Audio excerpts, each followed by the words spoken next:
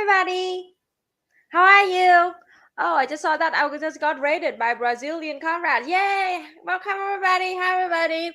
I got good news for you. Thanks to comrade in the chat that I just checked the news very quick in Vietnamese, and it seems like the first left president was just won the election in Colombia, and his name is Petro something. I Gustavo Petro, and he's the first leftist president in Colombia for over 200 of years. And he used to be a member of the guerrilla group M19. He's now 62 years old. Gustavo Petro. Awesome. Really awesome. I had to check this. I just the election just happened like 2-3 days ago. So this is brand new news. Congratulations to Colombia. I told you. Here's the thing. I told you. I've been done telling you that is our biggest hope right now. I mean, Colombia was being terribly destroyed by the empire, by imperialism, CIA and drug war, drug trade. Colombia is so famous in Vietnam, but mostly they're famous for being like terribly controlled by, drug dealers. But congratulations. In the last 2 years, we've been hearing news about Bolivia and Peru and Chile and now Colombia. I mean, I said, I've been done telling you that is our biggest hope. Latin America, our biggest hope.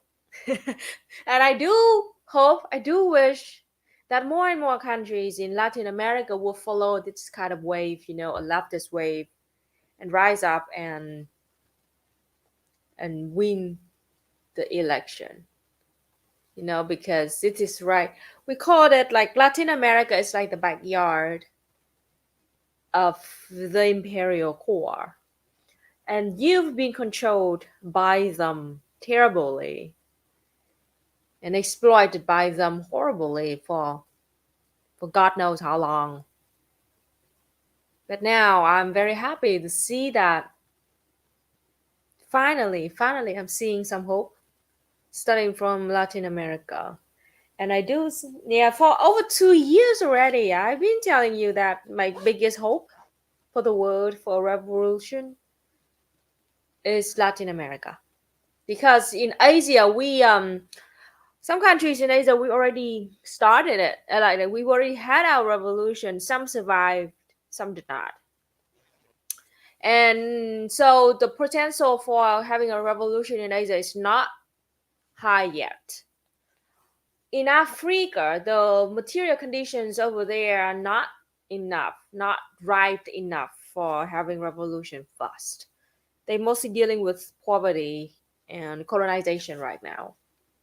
And the class consciousness over there is not really, strong yet. About the imperial core is even harder, because it's right in the belly of the beast, and the indoctrination there is very strong, and it is imperial core, so they have very strong force of police and military and right-wingers and fascists there to stop all kinds of revolution or movement might happen. So my biggest hope is actually Latin America, when you're also heavily exploited and imperialized and colonized by the imperial core, but you are not right in the belly of the beast. And you have a higher class consciousness, and the material conditions are more ripe, more like, ready for having some change So, congratulations!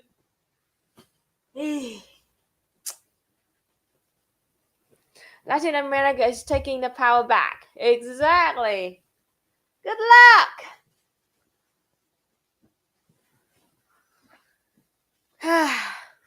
Wow, Colombia is very I mean kind of surprised that Colombia is next in the list. Very surprised.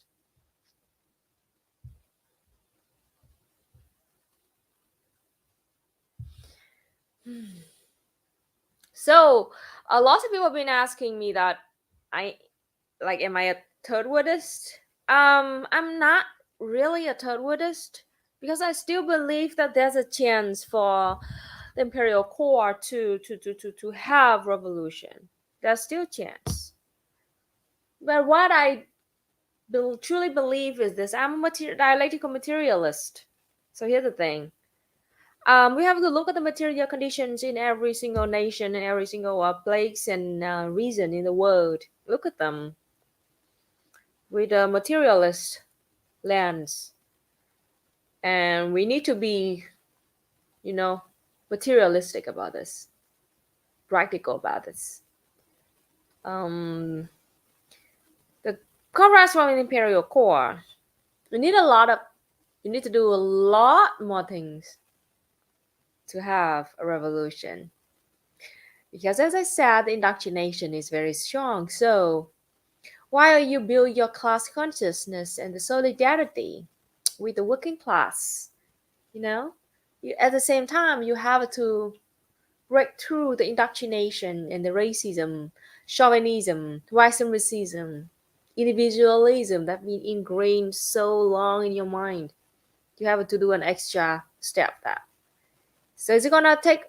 It's harder.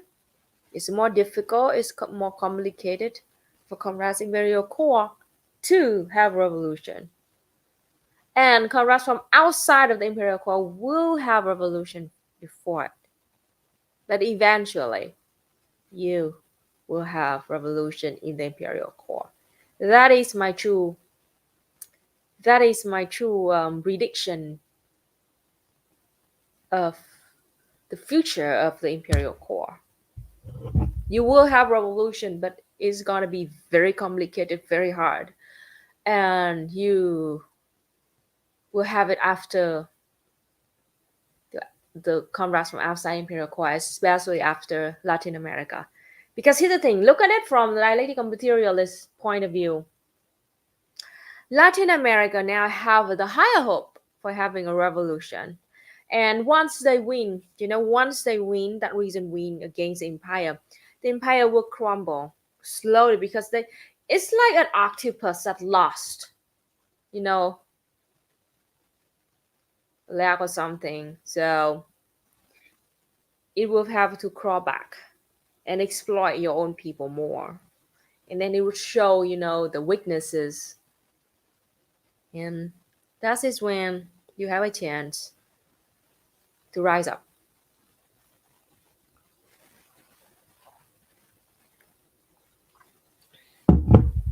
But material conditions can change very quickly, exactly. And comrades from the imperial core have to organize. Absolutely, we have to organize if we want to achieve anything. And the capitalists, they know that our power is lying in ourselves, and we only can have that power if we unite and we organize. That is why the imperial core has been indoctrinating you with individualism. Every man for himself, God mine, fuck you. They do that. It's not because of human nature bullshit. We are so strong. We are so fucking strong together.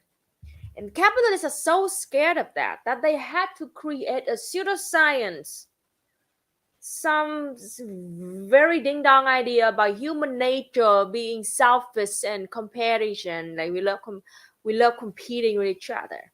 They ingrain that kind of false consciousness into inside our head and makes us believe that we as a human we have nature of hating each other and not unite because they scared that we the working class will unite together and we will overthrow what whatever power that is oppressing us. So it is like Ho Chi Minh.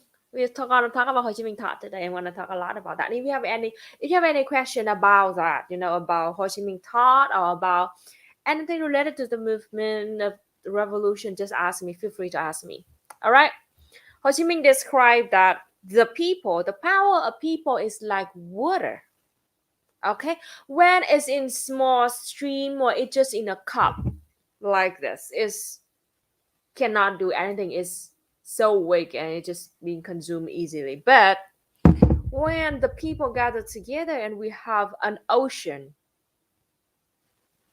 then the people have the power of the ocean and it can sink, it can lift up the boat, and it also can sink that boat. Lòng dân như nước có thể đẩy thuyền và nước có thể lật thuyền. That is the same sentence in Vietnamese. How Ho Chi Minh described about the power of the people. The people's will is like water. It can help the boat float or it can sink the boat. We as revolutionaries, we as the Communist Party member, we are that boat. Okay? That boat can lead the people and bring people to a better world, to a better future.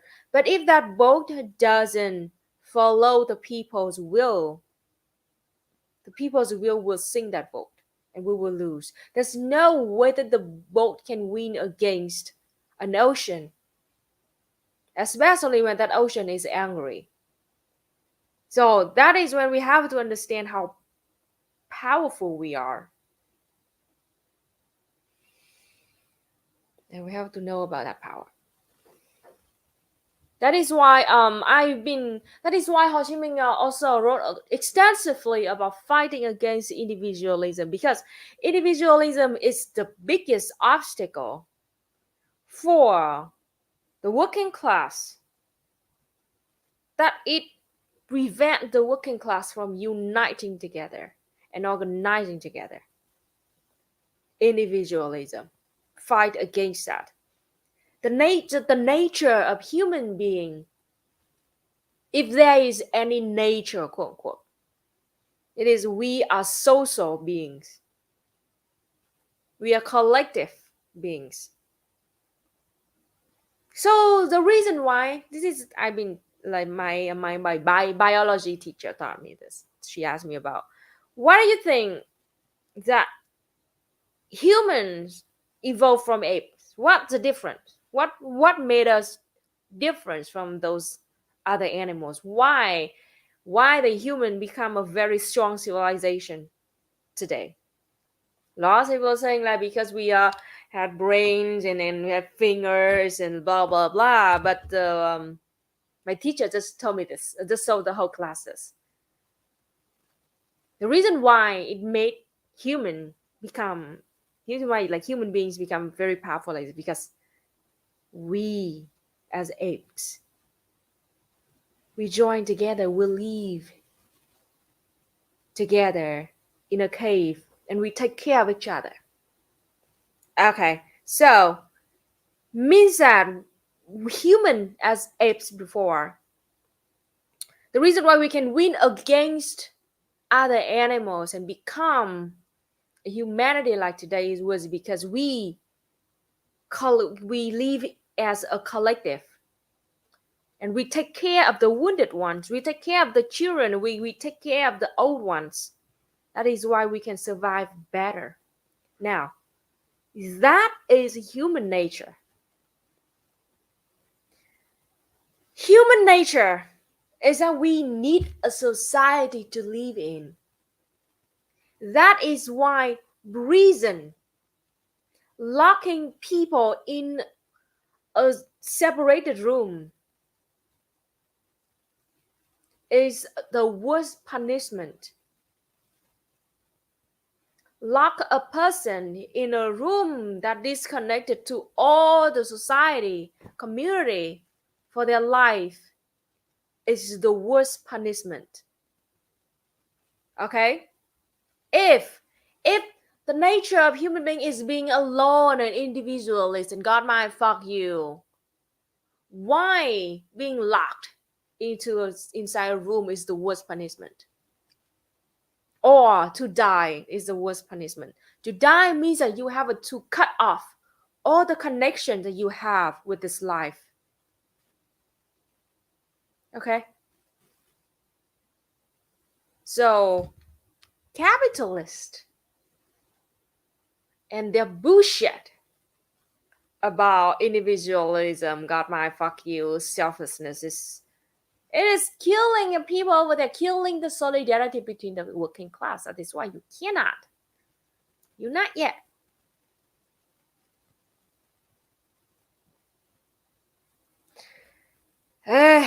Well, we have some trolls in the chat. I hope that my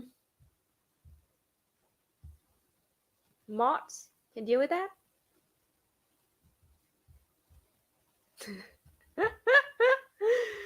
That's so funny.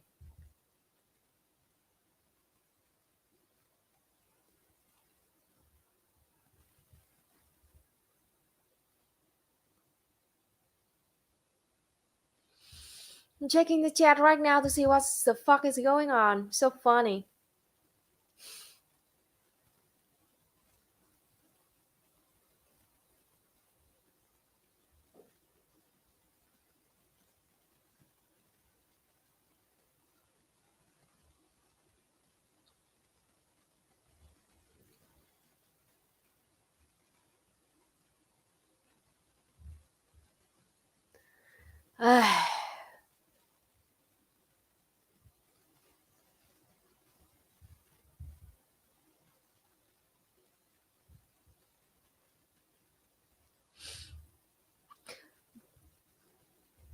Oh, talking about Texas right now? You're talking about Texas? Here's the thing. Texas is like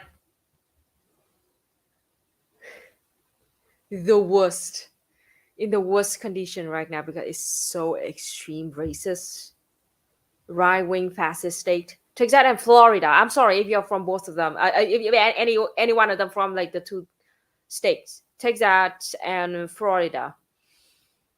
And if you're comrades and you're living over there, I seriously, sincerely send you the best wishes.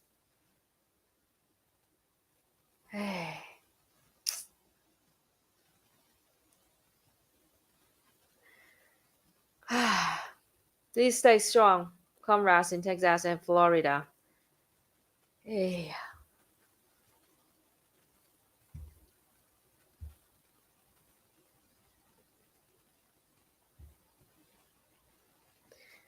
Oh, they're talking about this. Talking about Trotskyist.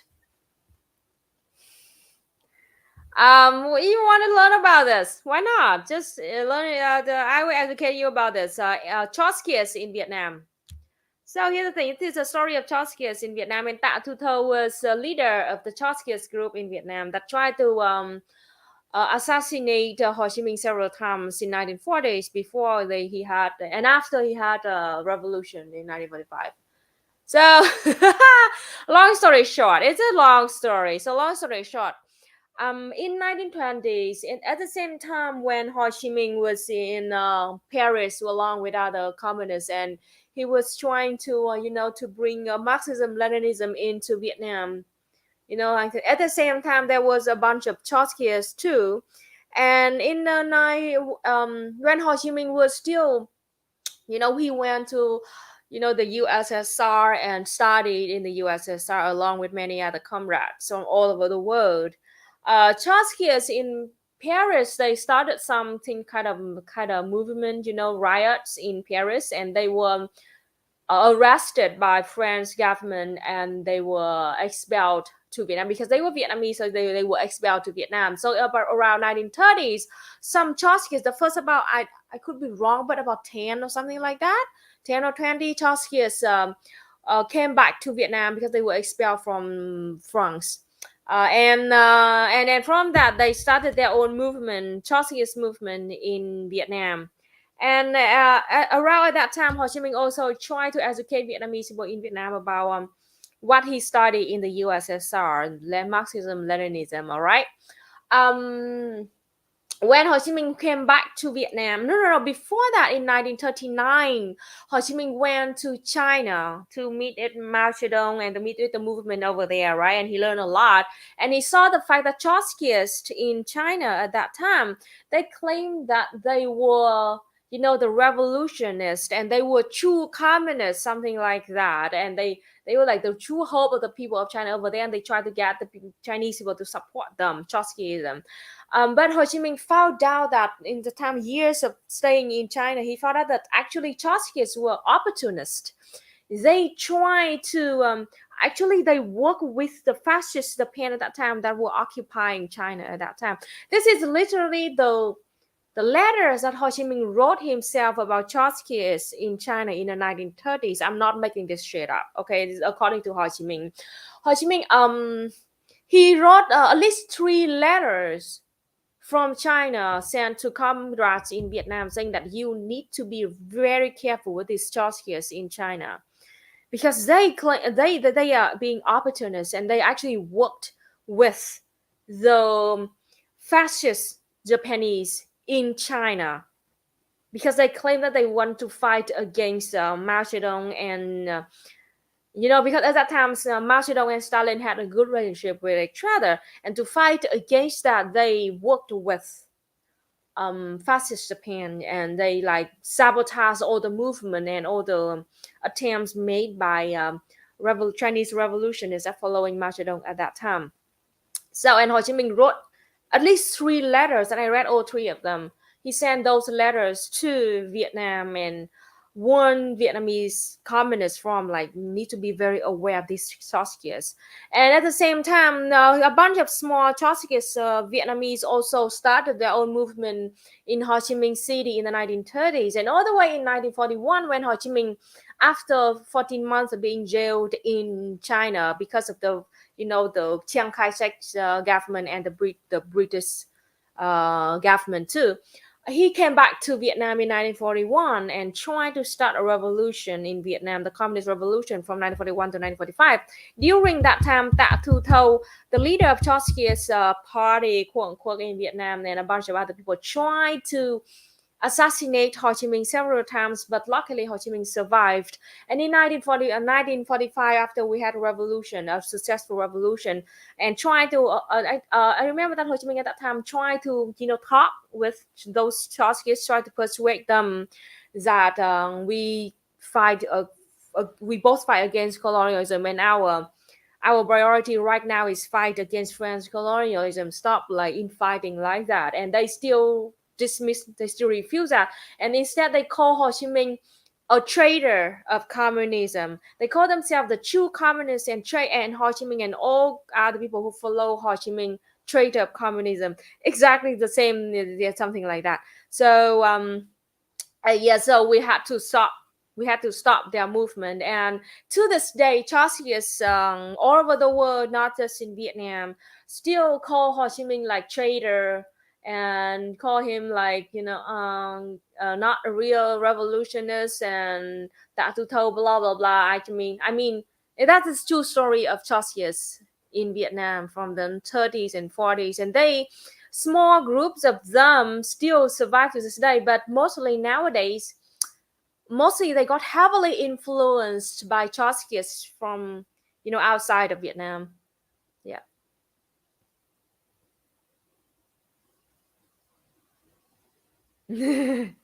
So that's it. That is literally the story of Trotskyism in Vietnam.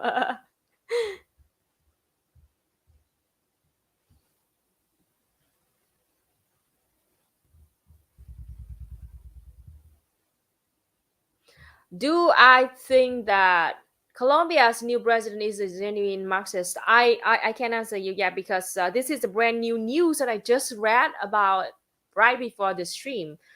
I don't have any opinion about him first yet because I need more time to investigate. But I do hope that he's Marxist though. At least he's leftist, according to the news, according to our converse in the chat too. But I'm not sure that he's genuine or not. I need more time to investigate. I don't dare to keep too much hope, but at least it's something.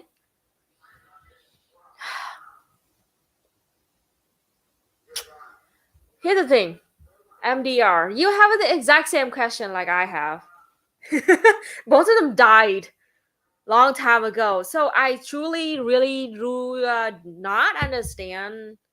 I try my best to try to learn the disagreement, but mostly that most of the disagreement is because of the past, because of the history.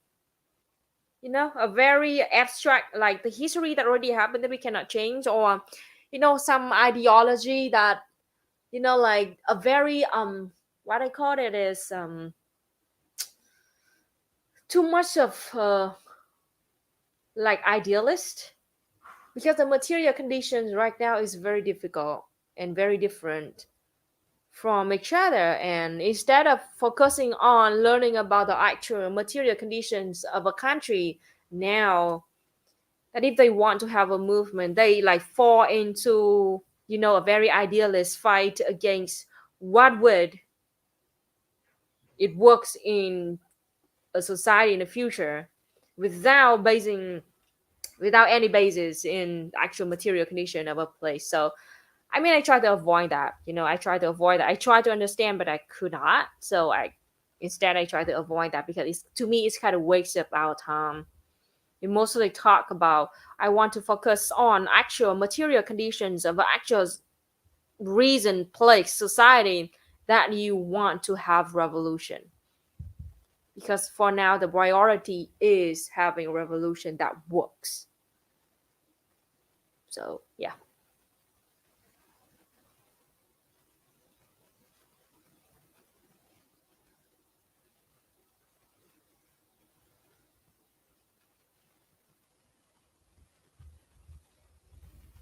So I really want you to, here's the thing, is that if you really want to talk about ideology stuff like that, I urge you to be materialist. Because here's the thing, the way that you will design a path for your society depends on the material conditions of your society. All right, that will design the path. So please stop wasting your time arguing about things and bitching at each other about things that happened 100 years ago, people who died at least 50 years ago. It doesn't matter. All right, and the only thing that can prove the superiority of your ideology is to make it work in real life. All right, so I really don't give a shit. I seriously do not give a shit about the infighting between Trotskyist, Marxist, Leninist, or Maoist. Yeah, I really don't give a shit. Or anarchist too. Individualist anarchist, egoist anarchist, ANCOM, something like that. I really don't give a shit. The only thing that can make me give a shit is that any one of them can start an actual movement, revolution in their own society to save the people and to build a better future for their own people. Now, that is when I give a shit. All right, so yes, Trotskyist, Maoist, egoist, anarchist, individualist, anarchist, ANCOM, whatever you are. Prove your superiority of your ideology by making it work in fucking real life. All right, that is when I will seriously look at you and learn lessons from you and study from you. For now, all the infighting idealist ideology, imagine about how to run a post-revolutionary society, how to run an actual a socialist society, a communist society, or anarchist society. Okay, have fun with discussing that. But are you sure that you're not wasting your time with arguing and bitching each other? And like you hate each other because you don't agree with how to run restaurant in a socialist society. Is there any restaurants under socialism and communism? Like, dude, you can't even have a fucking movement yet. Your society is being killed and exploited by capitalism and murder, mass shot by mass shooters. And you're talking, you're bitching, you're hitting each other for that? You're attacking each other for that? Seriously?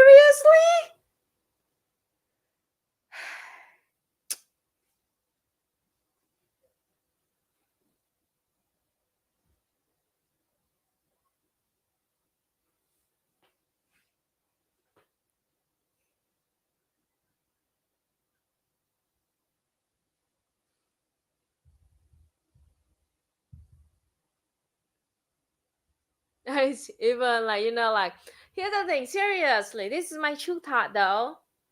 Talking about, yeah, even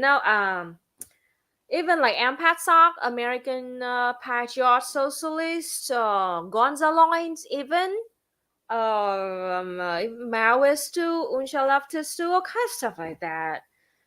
I see those people attacking me and attacking each other. I really like. I don't care. I don't care. I don't know. I don't know. They think that they're proving something by arguing with each other and like using slurs, calling each other slurs. I really don't care.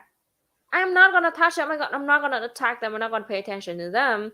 The only thing that can make me change my mind is that if the empaths are okay, American patriotic socialists can start a revolution in the USA. Holy shit! Bravo! I want to support them if they can truly unite the working class and fight against capitalism and fascism and have a movement in the USA and give the people food and house and healthcare, something like that. Do it, please. And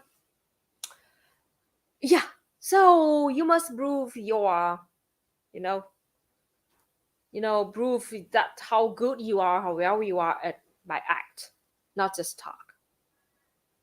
Yeah, that's it.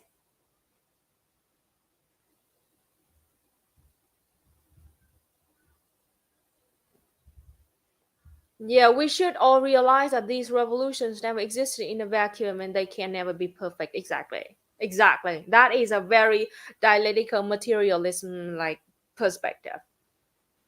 The world is very complicated and everything has connections, relationships with each other, and everything changes all the time. And nothing is perfect. Even the revolution in Vietnam, I've been done telling you that our revolution is not perfect. Our system is not perfect. And our way, our application of Marxism-Leninism is not perfect. And we made mistakes so many times. But the main point is you have to dare to start it, and once you make mistake, you have to immediately try to fix it. Don't scared of making mistakes. The thing that we should be scared of is that we make mistake and we don't fix them. That's the Ho Chi Minh's word. And also it aligns with Fred Hampton's word a lot. Like we have you need to make mistakes. You should make mistakes because at least it's a proof that you did something. You don't make mistake equal to you don't do anything. That is it. And this thing that kind of make me hesitant when I talk to ultra leftists because they expect everything to be perfect. They attack Vietnam and many other countries, Laos and Cuba, North Korea, China, because their movement is not true communist and Marxist because we did this, did that. The thing is, they instead of helping us and pointing out the mistake that we should change and somehow help in the movement, they kind of stay away from us, separate from us, and dunk on us for not being perfect, for not being a utopia first. It's so funny. Like, oh, if Vietnam is socialist, why is this? Why is that? Like, dude, we are on the socialist path. We're building it.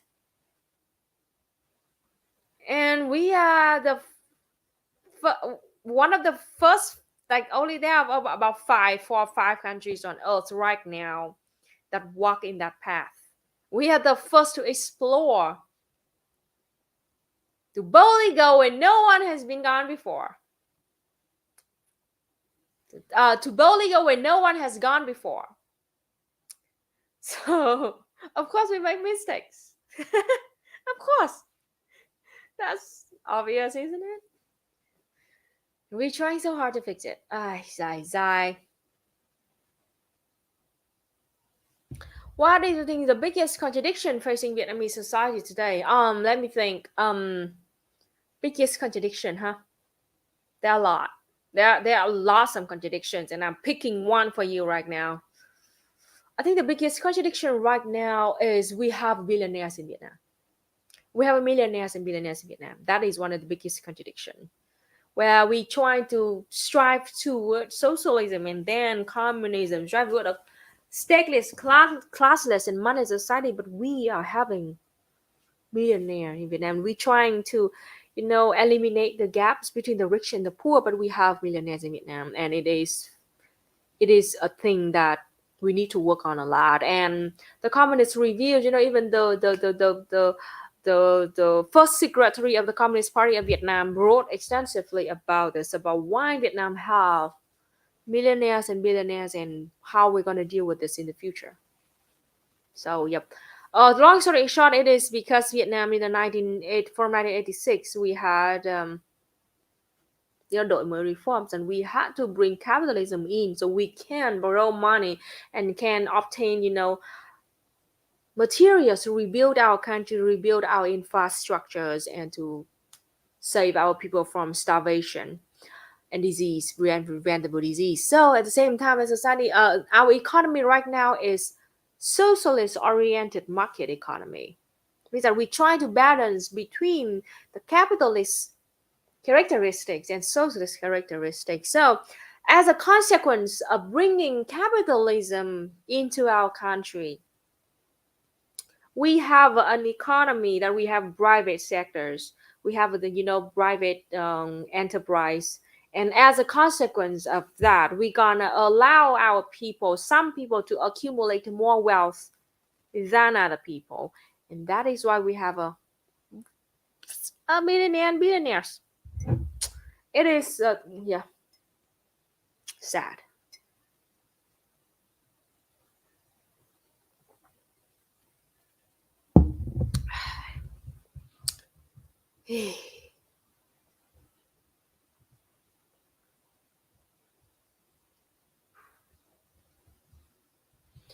Yeah, China is facing very similar struggle. Exactly. That is why, in the last 10 years, in the last decade, just look at it. Both Vietnam and China are trying so hard to fight against this. Especially now, we're fighting against corruption. And most of the corruption cases are like this. Usually a government, a governor, a minister, a guy work for the government high ranking, he will be arrested along with a CEO or a billionaire or millionaires running companies where they work together. Of course, we have like corrupted members, and because of money, they work with a CEO of a company, a billionaire, to gain money, and then the governor wants money and the CEO wants power, political power, so they work together. And now, usually in every single cases of corruption, there's going to be a couple of a governor and a CEO together go to jail. And this is a thing that lots of people been attacking Vietnam, especially from ultra leftists. Oh, if Vietnam is socialist, why do you have billionaires? Why do you have this dude? Yeah, I know. We have that. We are aware of that. You're not wrong. Is the internet state owned? This is how it works. Really, really complicated. It's both. So we are like Viettel. This is very smart, actually, very smart. There are about at least 5 or 6 big internet company in Vietnam. Some of them are private, some of them are state-owned, but the biggest one and strongest one is state-owned, which is Viettel. Uh, um, Other company like FPT, something like that, they have a partially the government like join about 5 or 10% of their stock or something like that. Something like that they join, but not like in the main. But as Viettel is like the main biggest state-owned company that offer internet and phone lines for other people too. And this is how it works. Mm, from the 90s and early 2000, Vietnamese government, because at that time, here's the thing, this is the thing that very complicated, and you need to have a mindset of an economist to understand this. Okay, please don't fall into the idealist infighting of those ultra leftists. Vietnam, in the 90s and early 2000s, our resources were very limited. Keep in mind that our resources was very limited. Our people were starving, and we were still under comprehensive embargoes from the USA. And we just got out of 10 years of war between the Pol Pot in South Vietnam. We only left in 1989, okay, after we set up a communist rule of the government in Cambodia. So like we were very poor and our resources were extremely limited. So, and we failed so hard. Oh, I'm sorry, I'm being a dialectical materialist here. I'm trying to give you as many aspects as possible. And lots of people will find this very boring and too complicated for them to understand, because I cannot explain this so a 5 years old can understand. I'm sorry, this is an extremely complicated situation. Now, Vietnam spent 10 years trying to build communism from 1975 to 1985, and we failed hard. We failed because of many reasons. We failed because of embargoes from the USA. We failed because of the fighting against Pol Pot in the South. We failed because we just got out of the war. We devastated and bombed back to the Stone Age. People were starving. All right. So we failed.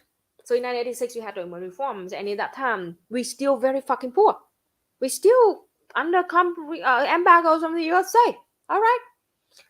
And at that time, because we tried to have the money reform, and we can borrow some money from the World Bank and the IMF. All right.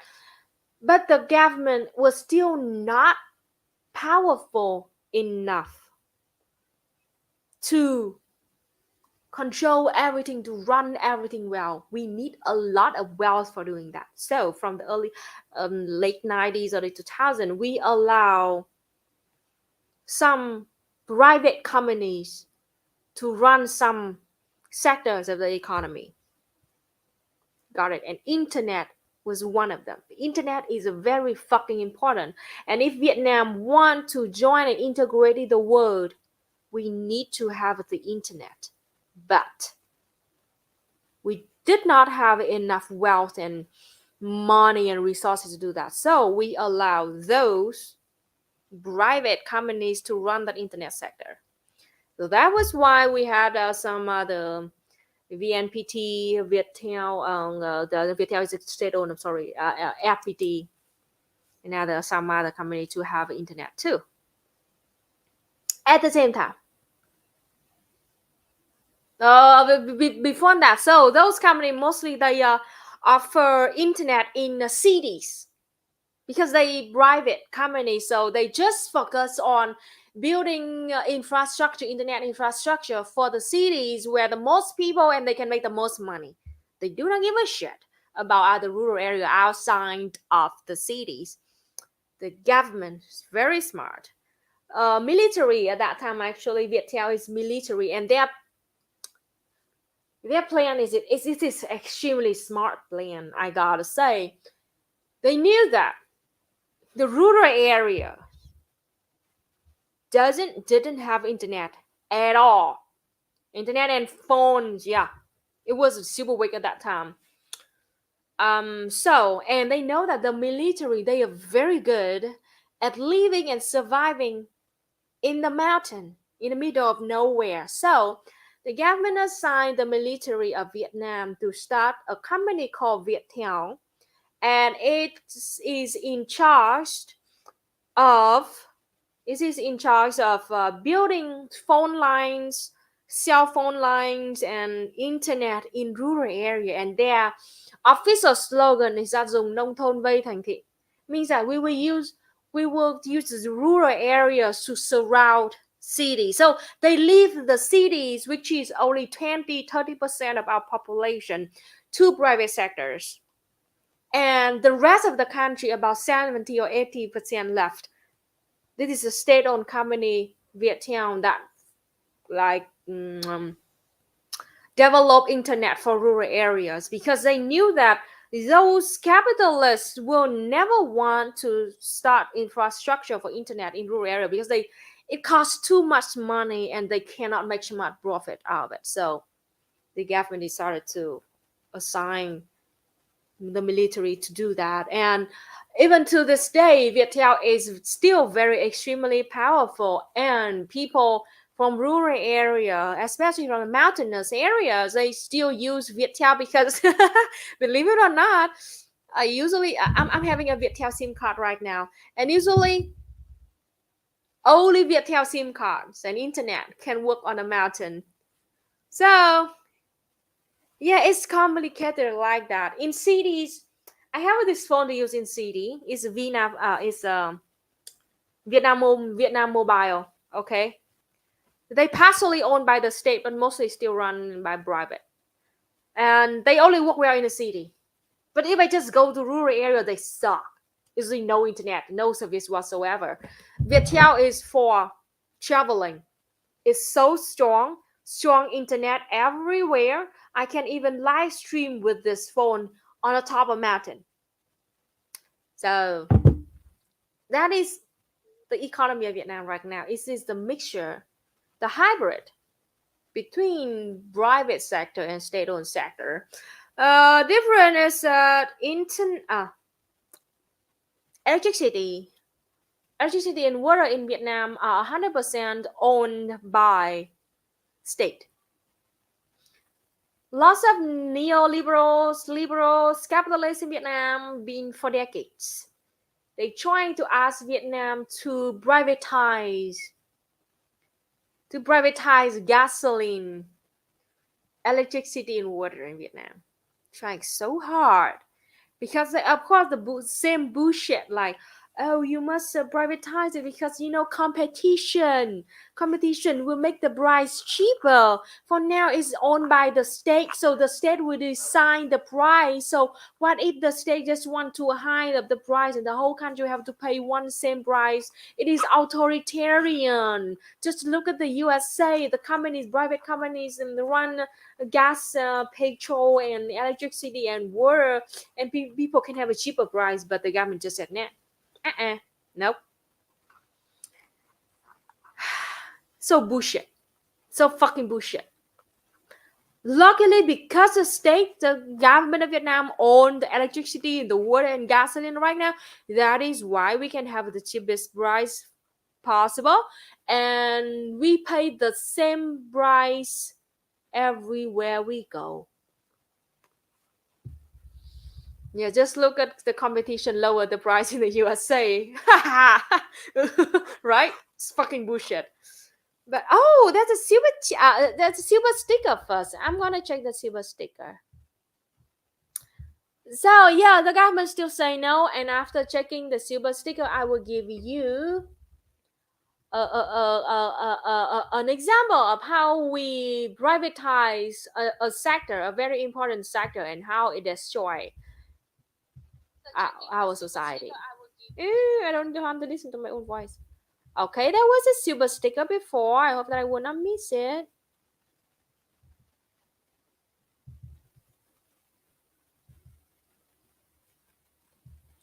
Oh no. Am I right?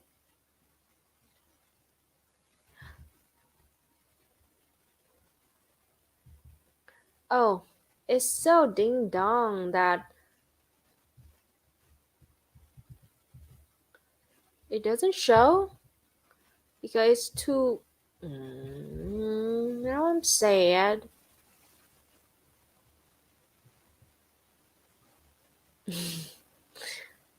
All right, thank you so much for Conrad, which sent me the silver sticker. I'm trying to check it, but I'm afraid that YouTube doesn't keep the comment that was too far ago.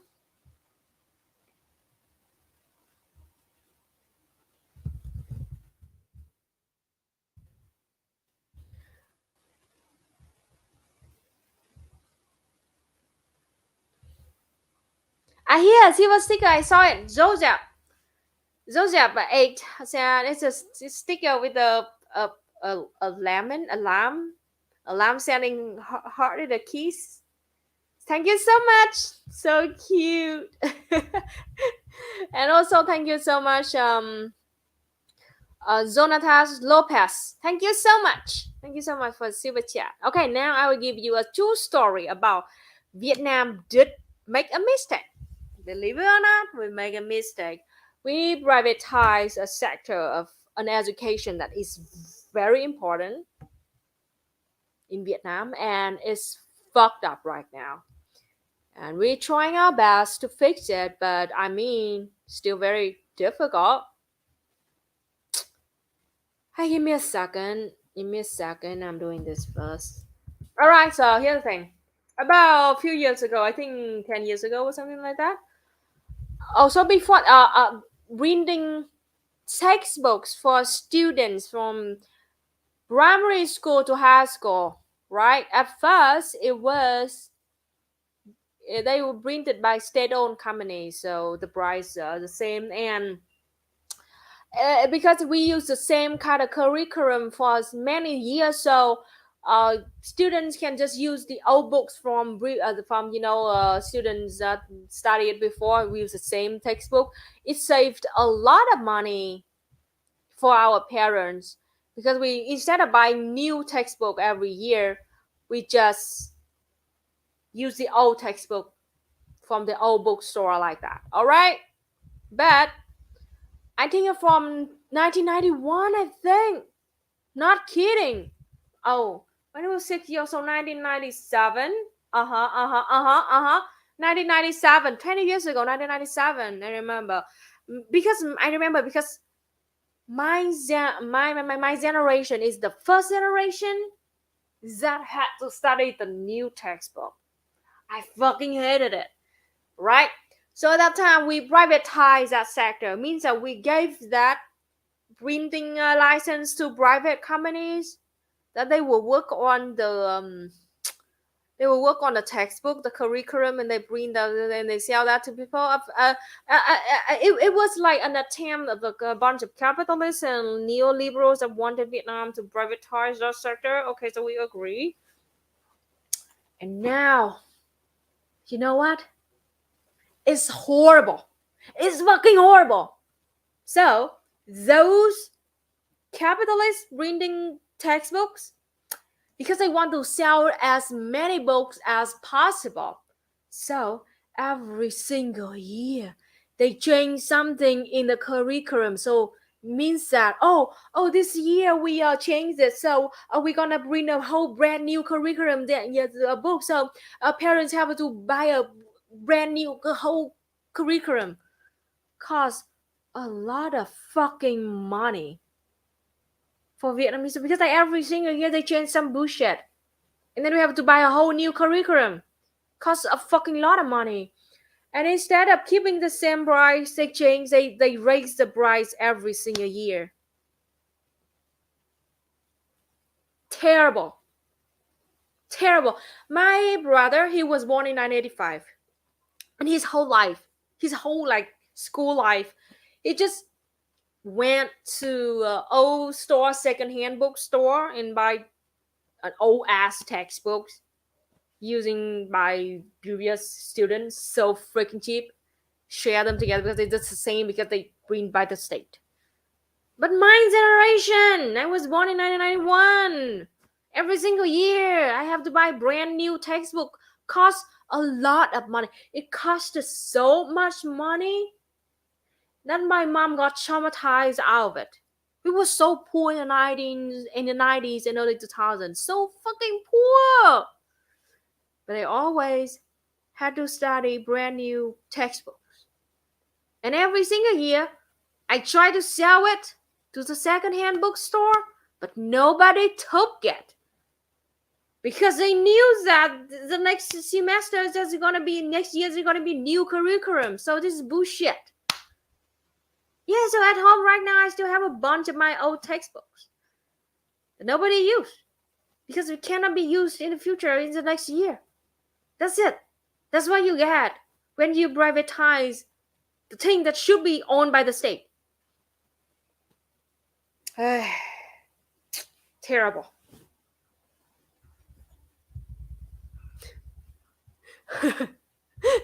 Kenny Jingo, I'm the one who got to be a lab rat for that new book in 2006. I mean, there's a new book every single year. I was the one who's the lab rat, and it was in 1997.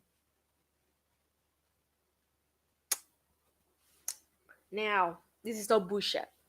Brand new. Oh, there's a super chat from Jason Kugulo. Thank you so much. It's a 420 and he said that. Thank you so much. And the message is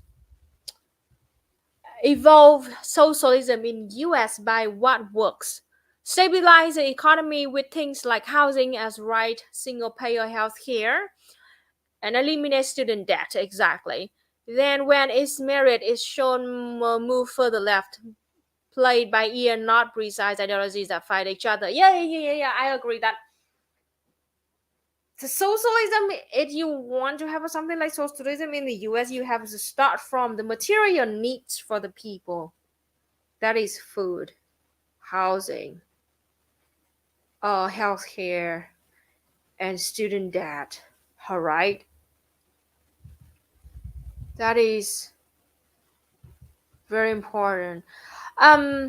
Yeah, stop arguing about idealist stuff. You only can, persuade people to join your movement by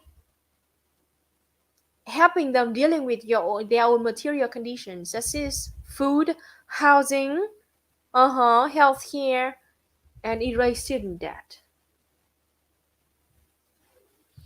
Thank you so much, Charles, for your super chat. I am coming to Ho Chi Minh City in September. Oh, nice. I am, oh wow, 6'1", and white American man. Should girls be fairly easy for me? That's what I read tells. I mean, you're extremely tall, right?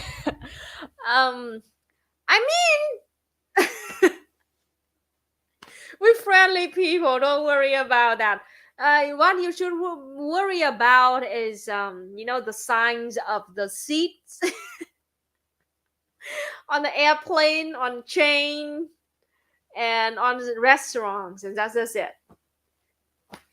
Vietnam is very friendly.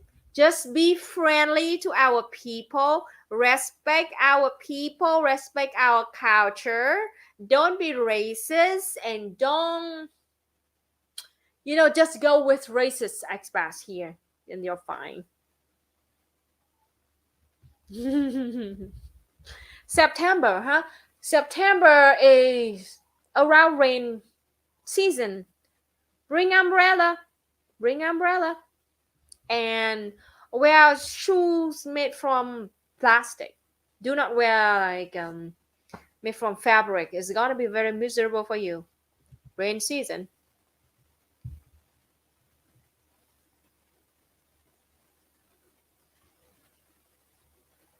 Another big scandal about the book, about the education. Though about a few months ago, suddenly, I don't know how and why, the Ministry of Training and Education of Vietnam suddenly announced that they suggested that history class it should not be the what do you call it, obligated class in high school. Means a student in high school can choose to learn history or not based on their need. They pointed out that some countries like Japan did that, South Korea did that. They turned history into a class by choice. Of course, a bunch of neoliberals and three stripes, supported this field. Like, oh yes, because history is so boring in Vietnam, and Vietnam now, if we want to move forward, we should focus on the future, not the past. Literally, I saw those with those arguments because they want Vietnamese students to forget about our history of fighting against imperialism, fascism, and colonialism, because we want to move forward to the future, be friends with the USA and France and a bunch of other countries. So forget our history. And this also caused a lot of public opinions and strong public opinion against this. And it was so big that the National Assembly of Vietnam had to have a meeting, a summit, to discuss about this, and the government forced the Ministry of Education and Training to reconsider this, to make sure that, are you sure that you want to turn history into a non-obligated class in high school? You sure? And luckily, just in last weeks or something, last 2 weeks, we just dismissed that, and history class is now back to the class that student must take in high school. So this is the shit that we have to deal with in Vietnam, okay? A bunch of neoliberals and right wingers and capitalists. Like, seriously. Yeah, history needs to be mandatory. Of course, it needs to be taught well, or else people will forget that they are taught and think it is useless. Exactly. Ah. We a bunch of communists is like trying to find out who's that dude, who's the guy who had that suggestion, and who approved that exactly, so we can know exactly who. God damn it.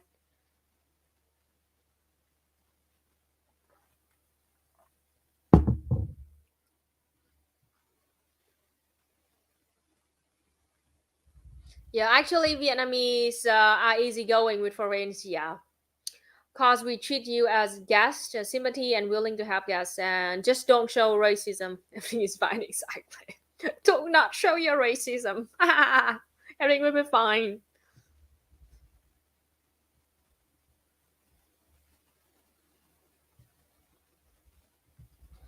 Um. Uh,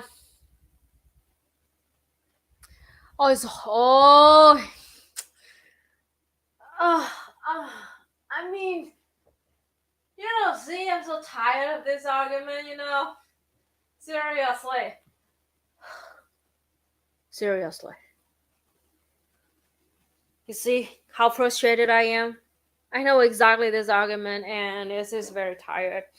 Those people, the same people who trying to stop Vietnamese students from studying history in high school, are also the same person, the same people who said that Vietnam invaded Cambodia because they are to end Pol Pot.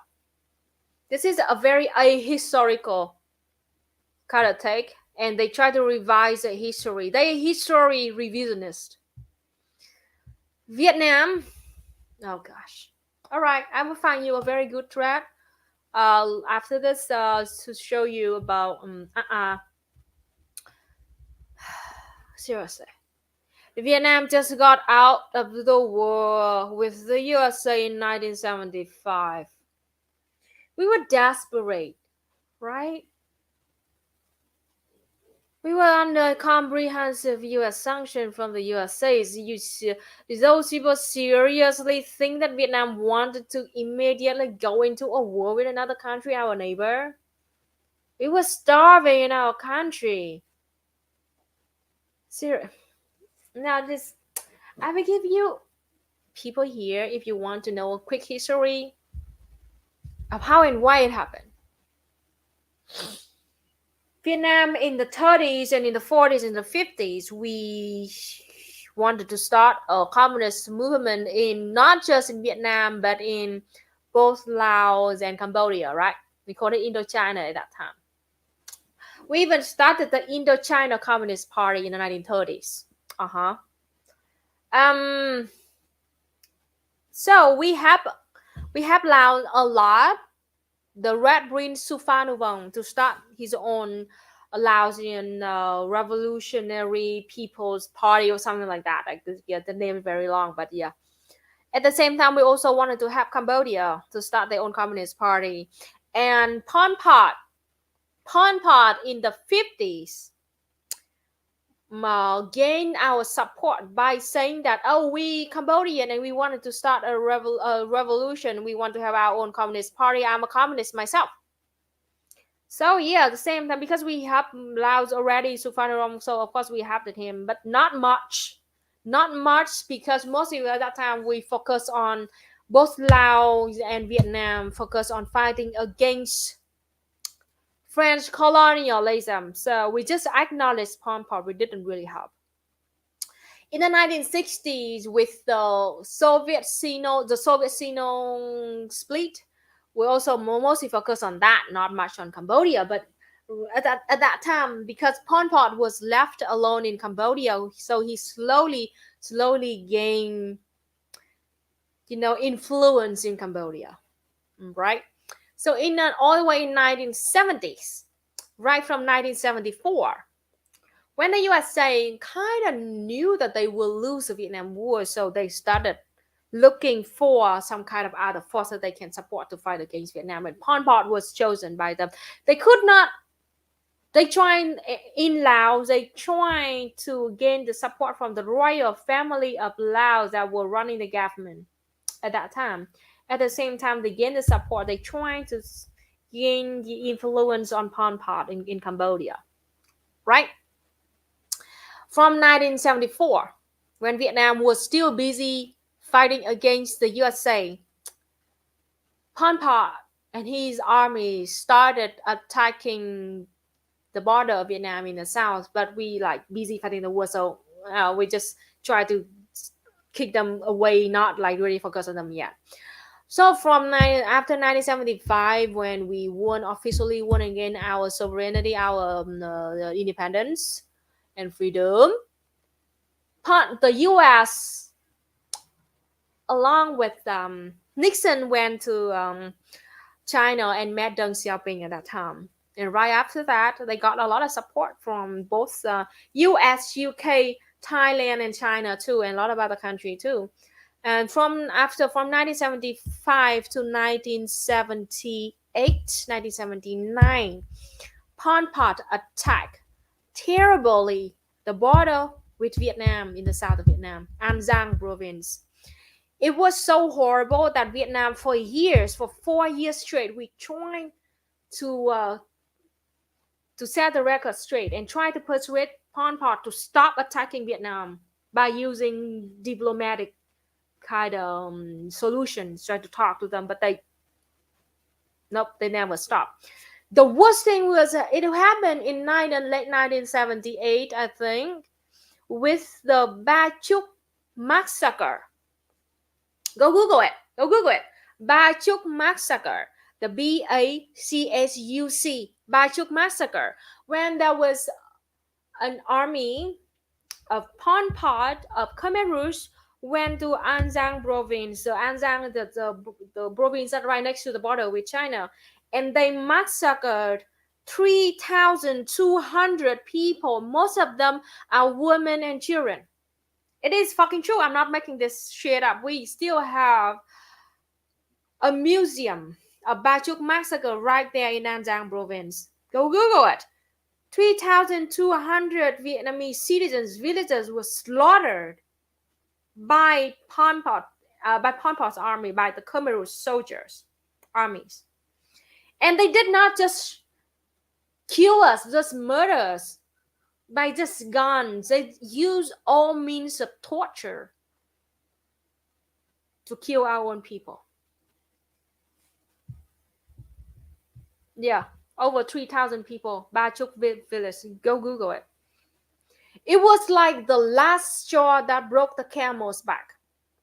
That was why Vietnam could not bear this anymore. Years of attacking, and they massacred the whole fucking village of province of like in the province of like 3,000 people. So we decided to call for soldiers to volunteer to go to fight against Pol Pot in Cambodia. Right? Vietnam was so tired this time. We just got out of the war. We were starving under US sanctions. The last thing we want was another war with our neighbor. But we had to do it to protect our own people. And so at the 1979, Vietnam officially called for the whole nation to volunteer to go fight against Pol Pot. At that time, 1979, late 1979, because China under Deng Xiaoping supported Pol Pot, and they did not want Vietnam to send soldiers to Cambodia to fight. So China attacked the border in the north of Vietnam for a few months and killed thousands of people, hundreds of thousands of people. Lots of people died. Thousands of people, I think. Yeah. A lot of people died. Go Tống Chụp massacre. It's another massacre in the north border of Vietnam with China. Tống Chụp. TONGCHUP. Tống Chụp massacre. And it was the time when the relationship between Vietnam and China was the worst. The worst. Vietnam had to fight. When Vietnam was about to send militaries to south to end the Khmer Rouge, we had to fight against the attack in the north border of Vietnam with China too, because China supported Pol Pot and didn't want Vietnam to end that, to end the Khmer Rouge.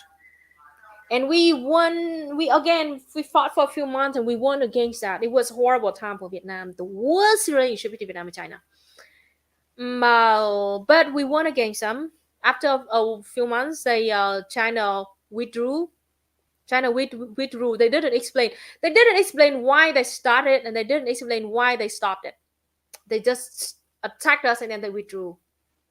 So right after that, we sent soldiers to the south to fight against Pol Pot. Now at first, Vietnam didn't even know about the true nature of the Khmer Rouge. We just wanted to go there to fight against them, to persuade them from attacking us, stop attacking Vietnam. But when our soldiers went to Cambodia and saw the mass grave of Cambodians caused by Pol Pot soldiers, we saw how actual his army works, and how he treated his own people, how he massacred his own people. The whole population of Cambodia at that time was just 7 million. But they killed, Pol Pot and his army killed 2 to 3 million Cambodian people, nearly a half of their whole population. Mass graves were everywhere. Only then, after we went to Cambodia, we learned the true nature of Khmer Rouge. That was why we was like, all right, we need to fucking completely end this regime. Not just to save Vietnamese, but to save Cambodian too. So, and Vietnam was the only one country in the world dare to do that. And because of that, we dare to send the military to quote unquote invade Cambodia to end the genocidal regime of Pol Pot that killed about 40% of its population. If you compare the number of the population and the number of people who got killed by Pol Pot, it is the most genocidal regime in the world, because they killed 40% of their own population. the worst genocidal regime in the world. So and because they got support by the US, UK, China under Deng Xiaoping, and Thailand, aka the puppet vassal state of the USA.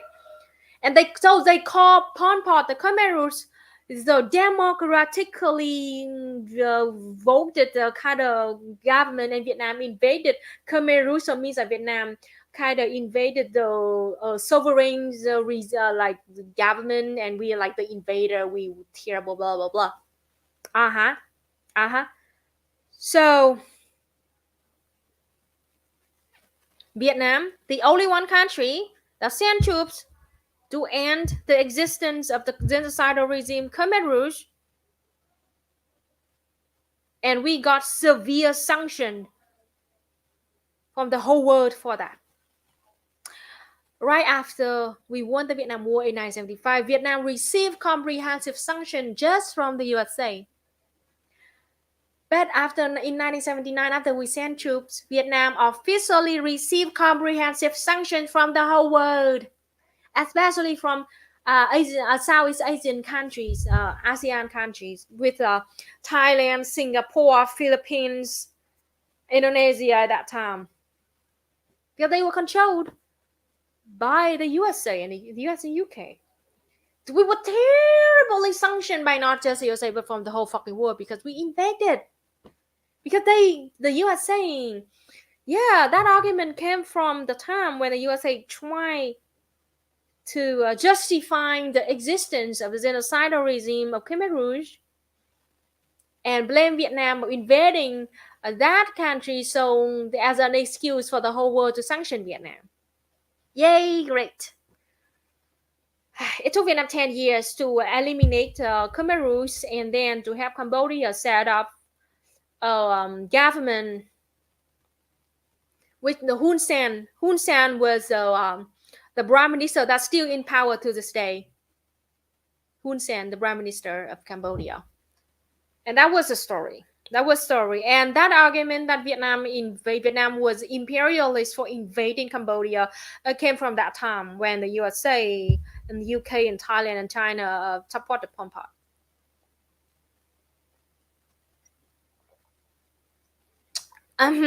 So another thing too, because Vietnam, we hate Deng Xiaoping. We fucking hate Deng Xiaoping. That is why it is really ridiculous and annoying and very ignorant of them that a bunch of ultra leftists right now just call Vietnam revisionist, call Vietnam Dengist. They literally call Vietnam Dengist. First of all, Dengism is not even a thing.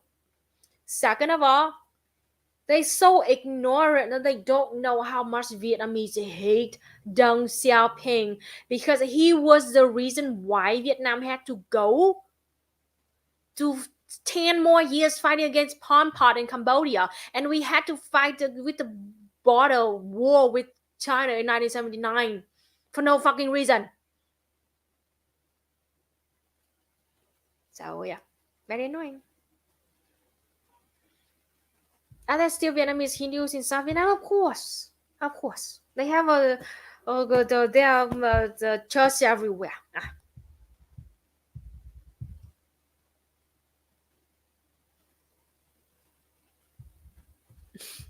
I hate that people think market socialism is unique to them. Even Cuba have a market. Exactly.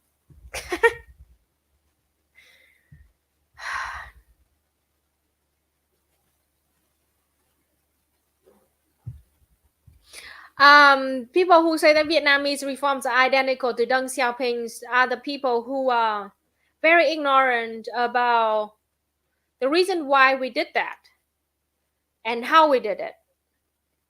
It is like you can see only the phenomena without seeing the essence. So means like you you know, like the same phenomena, but the essence are very different, and it's very annoying. It's very annoying seeing that those people calling themselves Marxists, but instead of just studying or just ask us why we did that, they just see it, they can, oh, Vietnam is Dengist, without knowing that we fucking hate Deng Xiaoping. We fucking hate them. We fucking hate China under Deng Xiaoping, because that was a time China under Deng Xiaoping and Vietnam under first Lê Duẩn, and then after who's that? I don't remember exactly. Trường Trinh, right? I could be wrong. Hated each other a lot. Even though in 1986 Vietnam had đổi mới reforms. But here's the thing. Now I will give you Jonathan Lopez. I will give you a quick education about the difference between the Vietnam đổi mới reforms and Deng Xiaoping time. Vietnam, as I said, from 1975 to 1985, we tried so hard to build communism, a full communist society, moneyless society. My mom lived through that time. She knows very well. We didn't use money. We used stamps instead. We failed. We failed because many reasons, as I just said before. Just got out of the way to say comprehensive sanction. China, the Sino-Soviet split, and we dared to follow the Soviet instead of China. So Vietnam didn't receive any fucking help from China. At the same time, the Soviet was on the verge of collapsing, so we didn't receive any help too. Vietnam was literally left alone at that time. We could not trade with any other country in the world, so we were starving to death. We didn't have medicine, food, fertilizer, seeds. So in 1985, when we were fighting against Pol Pot regime, who got support from Nixon and Deng Xiaoping, we had to make the hardest decision in our history. We had to abandon our dream of having a communist society and to have to bring capitalism in, so we can borrow money, not just have it, so we can borrow money from the World Bank and IMF. The World Bank and the IMF only agree to lend Vietnam money if we allow the privatization of our economy in Vietnam. We had to do it, or else our people would die of starvation. Our country will be invaded again by all the enemies out there. To protect our self-determination, freedom, independence, and our people, we had to allow some part of privatization into our society. 1991, the Soviet finally collapsed.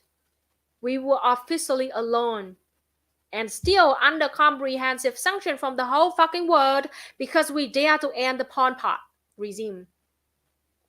So, it is an insult.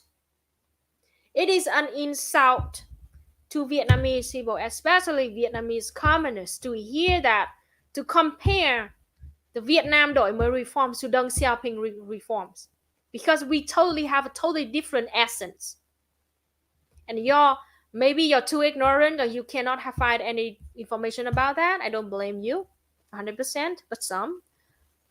And please stop using this argument. This is an insult to Vietnamese people. We fucking hate Deng Xiaoping. Deng Xiaoping supported Pol Pot, and Deng Xiaoping started the North Border War with Vietnam. And Deng Xiaoping was the one who shook hands with Nixon to sanction Vietnam. And having đổi mới reform was like, we had to do it in the situation like to put a gun in our head. You have to do this or else millions of people would die of starvation. Now, what do you do in that situation? Would you allow millions of your citizens to die of starvation and preventable disease? And would you allow that you will lose the fight in Cambodia against Khmer Rouge, so the Khmer Rouge will continue taking power Allow all that to happen so you can keep your pure ideology. So you can stay as pure communist. Hmm? You seriously? You seriously? Is that the decision they're gonna make? My mom could have died of starvation in the 80s if we didn't do the reforms. So I'm very tired.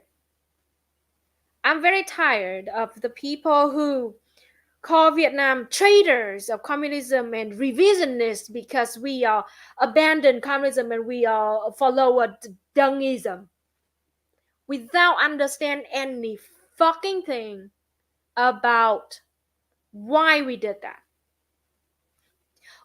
Will you allow millions of your people died of starvation? Will you allow the Pol Pot regime to continue their existence, to kill even more people? Will you allow your newly united country being invaded again by the USA at any moment, any day, any time? So just you can be pure communist, socialist, never made any mistake.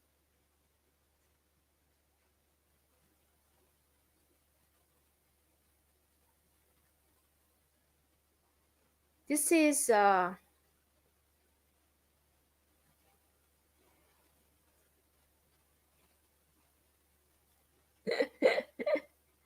this is a very complicated kind of topic, and the thing is, I don't blame you. I don't hate you for just like asking question, because I know the information is very limited in the West, especially in the English speaking sphere. And all the information that you might get and you can get are heavily influenced by capitalism, by capitalists.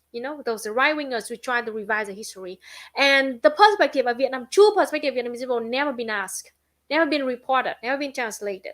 So I know that, yeah, it's obvious that information is very hard. The truth is very hard to find over there.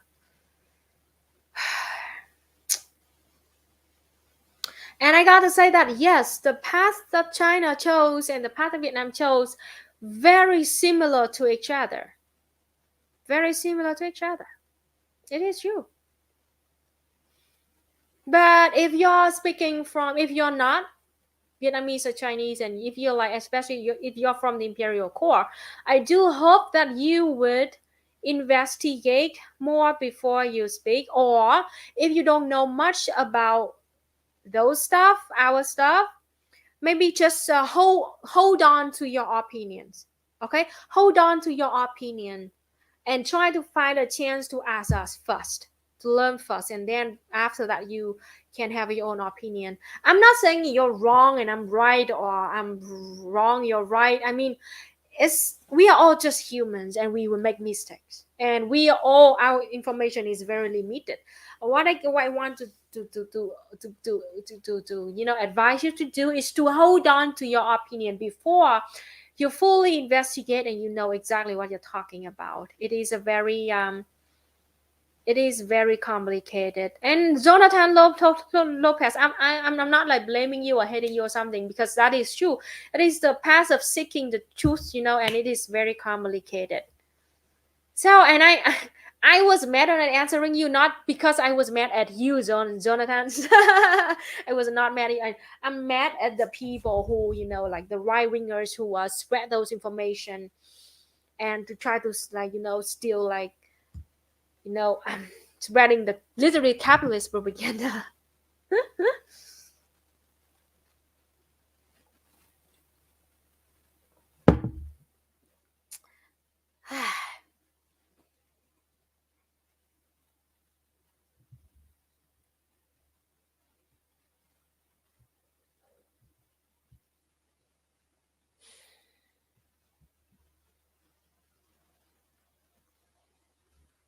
Yeah, I mean, Vietnam's still very good friends, comrades with both Laos and Cambodia and China too. So I mean, in the 1990s, Vietnam tried to normalize relationship with both China and the USA. So our relationship is back to normal now.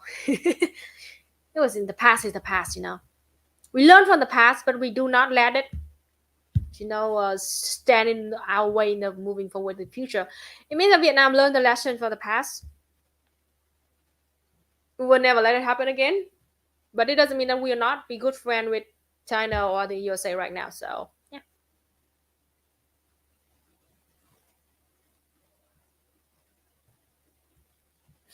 So could that, in your opinion, be considered a mistake?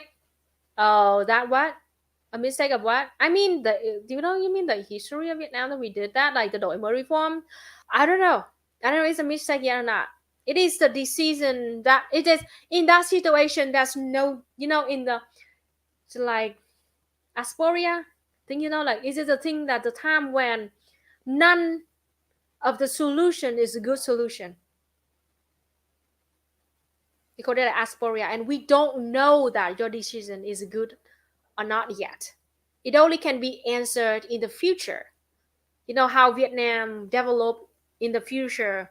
We are succeed or we are like collapse and failed. The answer still lie in the future. We don't know yet.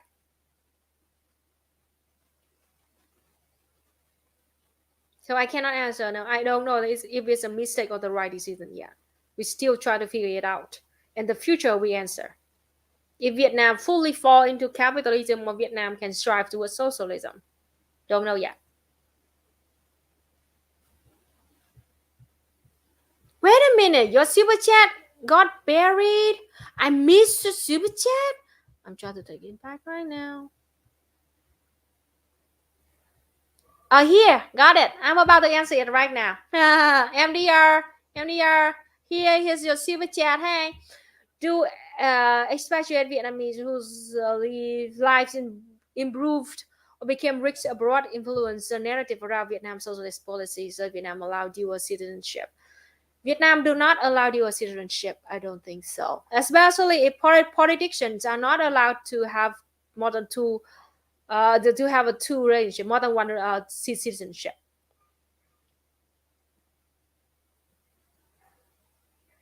Yes,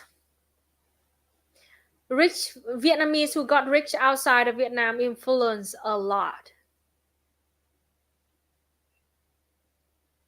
Um, especially about public opinion. Especially this is a fact.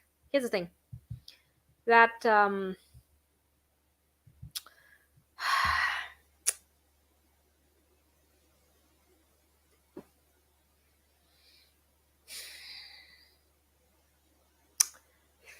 how do I say this?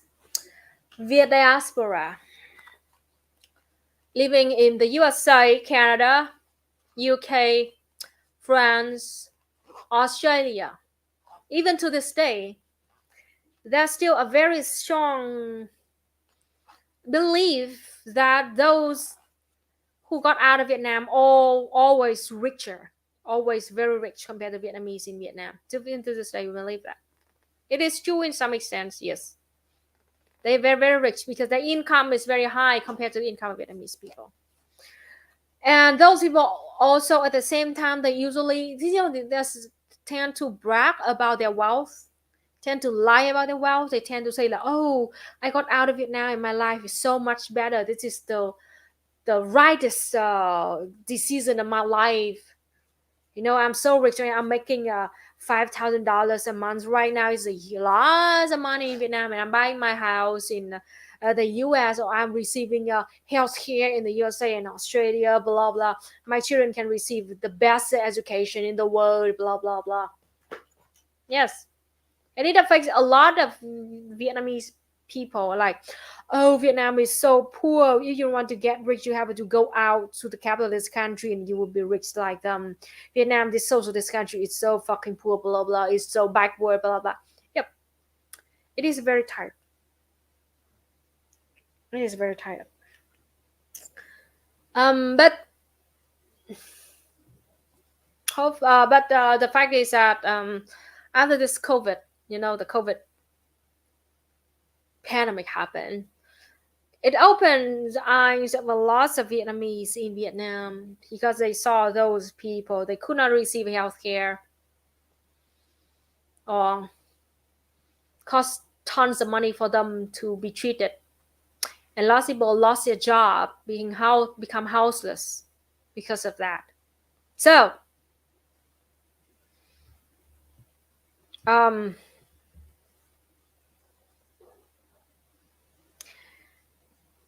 and we learned about the true nature of the free world. And lots of people saying like, well, feel so lucky living in Vietnam. Is still developing country, still poor, but at least we are being taken care of by the government.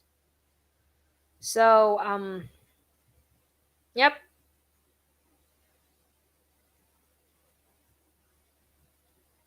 Some people ask about Jonathan's like Tiananmen Square protest. Believe it or not, surprise, we try to avoid that.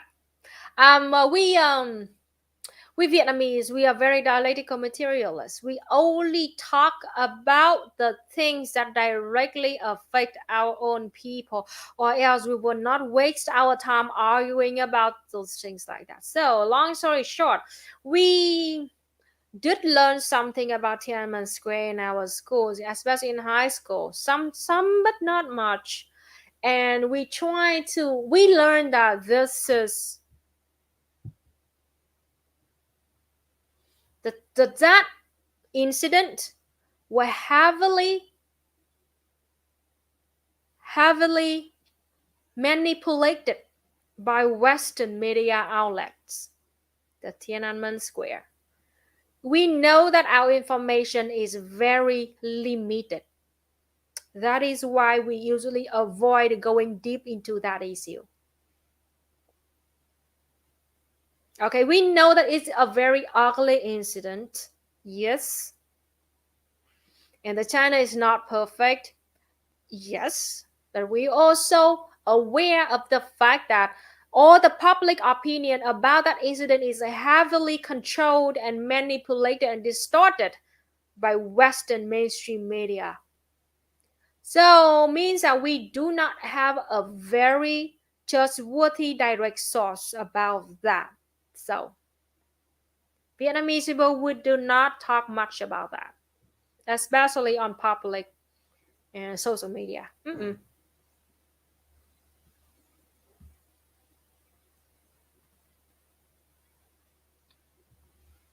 Yes, she Phan Thị Kim Phúc. Her name is Phan Thị Kim Phúc, the Napalm girl, right? She then moved to Canada, and she still now, because like I think that she went there for better health, because at that time Vietnam was very poor and we could not take care of the girl who got like the whole body burned like that. She needed a lot of health care and medicine, special care like that. So she moved to Canada, and even to this day she never stopped talking about the war crimes that committed by the USA. Yep.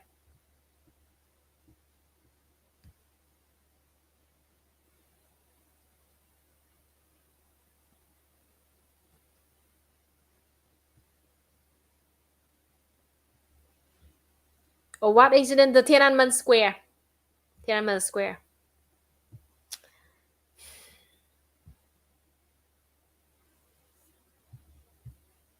It's complicated. I'm not gonna talk about that because I'm Vietnamese citizen. But I can be very confident talking about the incidents that happened in Vietnam, such as lot. Freedom Convoy in Vietnam happened in 2018, 2019. Yep, Freedom Convoy. And also we had something like Color Revolution that happened in 2014 in Bình Dương. We also had something like a US backcutter incident in Dong Tâm incident.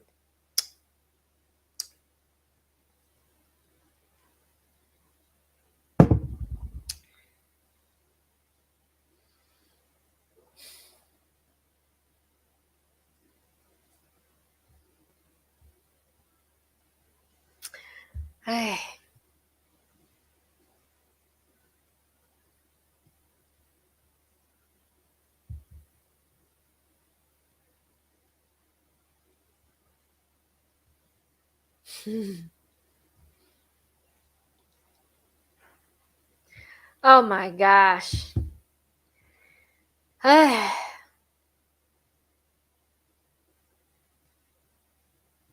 Oh yeah, though Viet diaspora. It is a fact. It is true that lots of Viet diaspora, especially the anti-communist ones, are trying to go back to Vietnam and make money over here. It's ridiculous. It's yeah, there's a famous singer. Her name is Khang Ly. He's a very famous singer in the south of Vietnam. She was extremely anti-communist. She was extremely reactionary. All right. So in the 19, I think she left in 1980s or 1990s, something like that. She made a vow. She swore to herself that as long as Vietnam is still communist, she would not go back, even if she died. Yeah, and as long as Vietnam is communist, she will never go back to our country. But it's 2022 and Vietnam is still a fucking Marxist-Leninist nation. We still have a Communist Party of Vietnam in charge. She already came back. She came back and she acted like she never left before, and she opened a concert of herself, her own music. She's pretty famous. She's 77 years old, and she came back to Vietnam and tried to make money over here, and lots of Vietnamese, especially Vietnamese communists, laugh our ass off. We laugh our ass off like, wow, Vietnam is still fucking communist, excuse me, and you're back here already trying to make money. And it's not just her, but many other people, such as the first, it was Hoài Linh. Hoài Linh was a famous comedian. His father worked for the fascist puppet regime of South Vietnam. His father, like directly a governor working for the puppet regime, and he's now back to Vietnam trying to make money. And he also another guy was Dan Nguyen. Dan Nguyen was another a three stripe like Gusano kind of singer, out of the very extremely anti-communist, but he also back to Vietnam trying to set a new career here. Like, wow. So once they cannot make money in their, imperial core anymore, they back to Vietnam trying to make money here.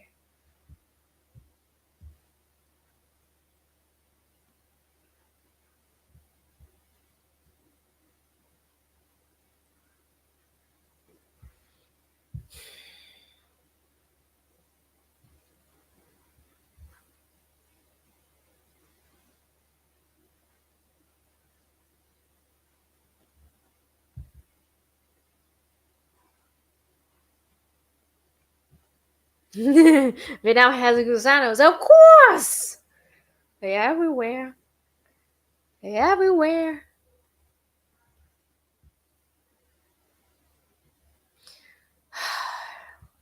Seriously, I have to ban a bunch of fucking horrible comments in the YouTube right now. Jesus. Like, seriously.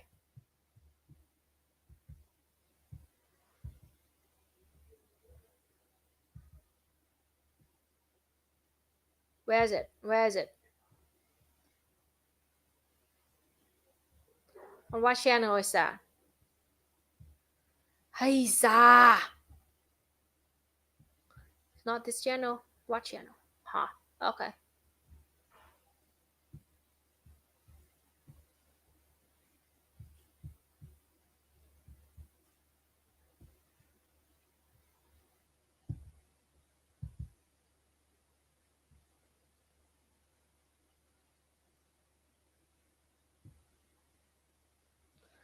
Oh my gosh.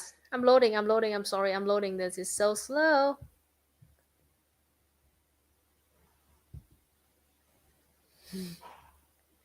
Okay. Thank you, EJ. Thank you. Cannot believe it. It is the fucking 21st century already, and there's still misogynist in the world.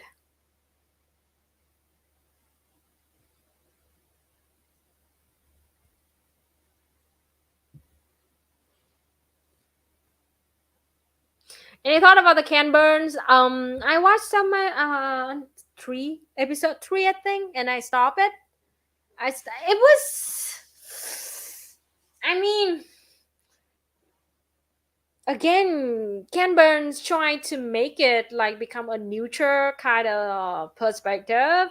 Try to like this scene, this part they show the brutality committed by the USA, and the other scene he tried to balance with the brutality committed by the communist Vietnam. I try to go all through it, try until the point in I think in the third episode. I think they talk about the part that he talked about in the that episode. Campbell said that Vietnam there was an unknown communist leader in Vietnam. An unknown guy said that the Vietnam will rather kill the innocent than letting the criminal one like escape or something like that. Thà giết nhầm hơn bỏ sót. Rather kill the wrong people than letting the criminal one escape. They said that this was said by an unknown northern officer of the communist Vietnam. In fact, the truth is, this is one of the most famous slogans of Ngô Đình Diệm, the fascist dictator of the fascist puppet regime in the south of Vietnam that backed by the USA. In 1959, when he was dragging the guillotine all around Vietnam and executed anybody who he suspected to be communist, one of the slogans that he used was he rather kill wrong people than letting the criminals escape. Famous slogans by the fascist dictator, but somehow Ken Burns said it, reported that it was a sentence said by some officer in the North Vietnam. It was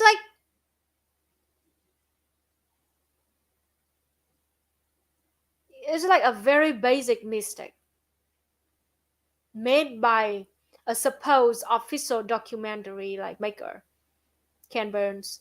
And I stopped watching it at that point. I just stopped. I cannot take it anymore.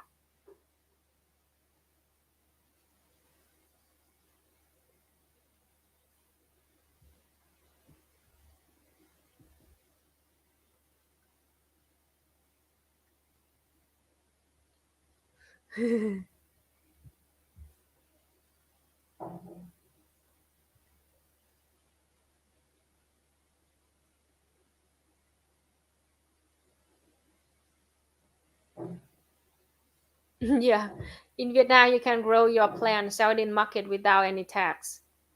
You earn less than 500 US dollars without tax. The price for electric, Wi-Fi, food, if your poor condition, is about $300 for 2 adults and 2 babies. Yes, that's true. That's true.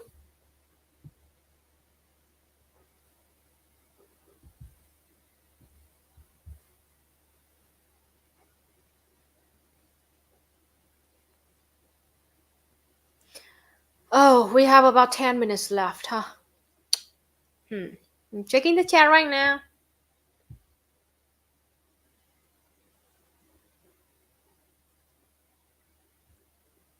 Yeah, the description of the documentary gives me the impression of big both science energy. Exactly, it is it. It is the big both science energy.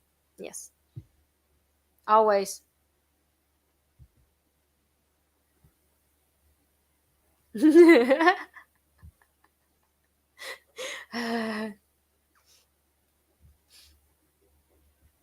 I am writing a script about the democratic centralism, and I'm talking about the history and also the understanding of the word democracy in the whole world. And it is very interesting a part that like um Until now, we do not have any official and universal definition of the word democracy yet. Each country, each society, even every single one of you have your own definition of democracy. And this is a big problem because the meaning of the word democracy has been manipulated a lot, especially by the capitalist world. When they call themselves the free world, when their democracy is the like greatest democracy in the world, and then they call countries like Vietnam, Laos, Cuba, Cambodia, the Laos, Cuba, North Korea, China, as a dictatorship, a totalitarian. Meanwhile, we, this country, call the democracy, quote unquote, in the West is the bourgeois democracy. Means that it is a democracy just for the bourgeoisie. And that depends a lot on your perspective. We call our democracy the people's democracy. Dân chủ nhân dân, the people's democracy. And we call the Western world, capitalist world, as the bourgeois democracy. Democracy just for the bourgeoisie.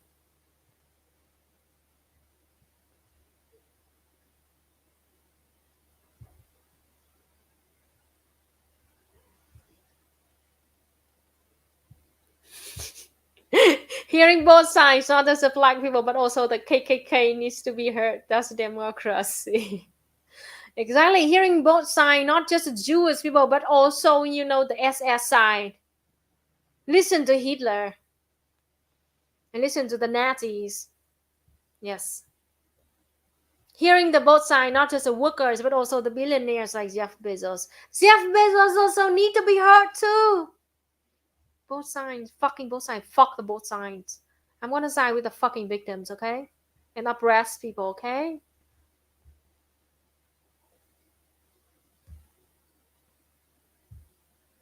Wow. I don't care who does the electing so long as I get to do the nominating. USA Senator.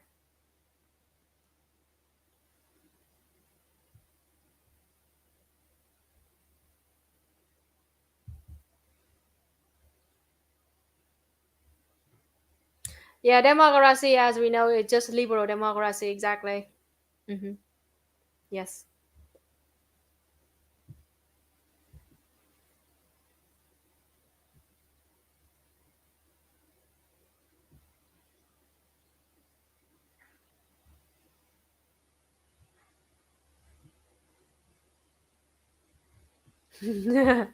Actually, I'm in middle class in Vietnam, but I do small business, and the government don't care how much I earn by cash. I only pay $20 tax a month.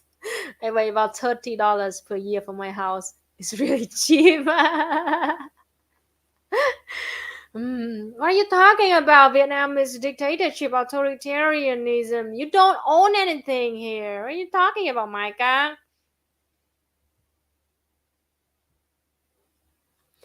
Any music that gives you a true revolutionary feel, or like a feeling you struggle to describe? The song, for Vietnamese song is the rap music kind of. And about the English song, I love the song "What's Up." I think what's going on. Na na na na na, wait outside.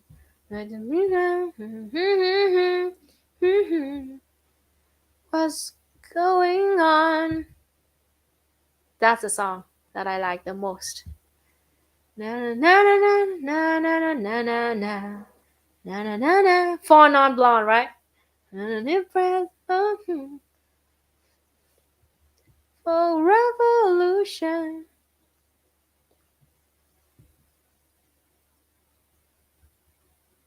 And I said, hey, hey, hey, hey, hey, hey.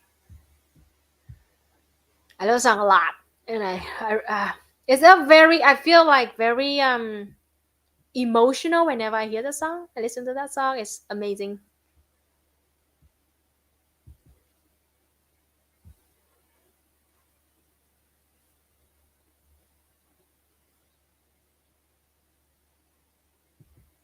I don't dare to sing that song though because of the freaking copyright. I hate it.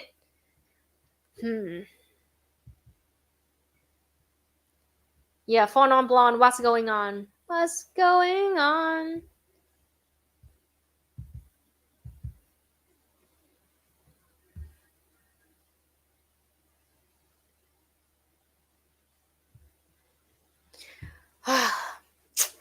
What's the primary strategies for dismantling the capitalism creep in Vietnam? Legalize non-state unions. Yeah. One of the reasons why Vietnam had to legalize non-state unions is that we receive a heavy pressure from the West. Yep, and it's just fucking hypocrites. First of all, unions in Vietnam are already very fucking strong. Now, nearly every single day there's a worker strike somewhere in Vietnam. Class consciousness is very strong because it's state owned. I mean, like not state owned, but like it's supported by the state. It's so crazy. First of all, the unions in Vietnam very strong, very powerful, and we are organized from the grassroots level to national level, and means that the workers union in Vietnam have political power in Vietnam. But because of that, the West manipulated that kind of narrative, and they blame that the unions, the workers in Vietnam are owned by the state. This is extremely wrong opinion manipulated by the West. All right. Actually, the biggest problem in Vietnam right now with workers' union is that they are being manipulated by the capitalists, not the state. The state is actually the one that is helping it to fight against that influence from the capitalists.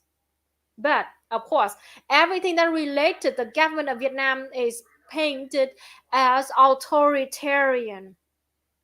So all the NGOs, all the Western countries, capitalist government trying to push like force Vietnam to do the non-state unions, mean that the state that not being supported by the government means that it sounds very good.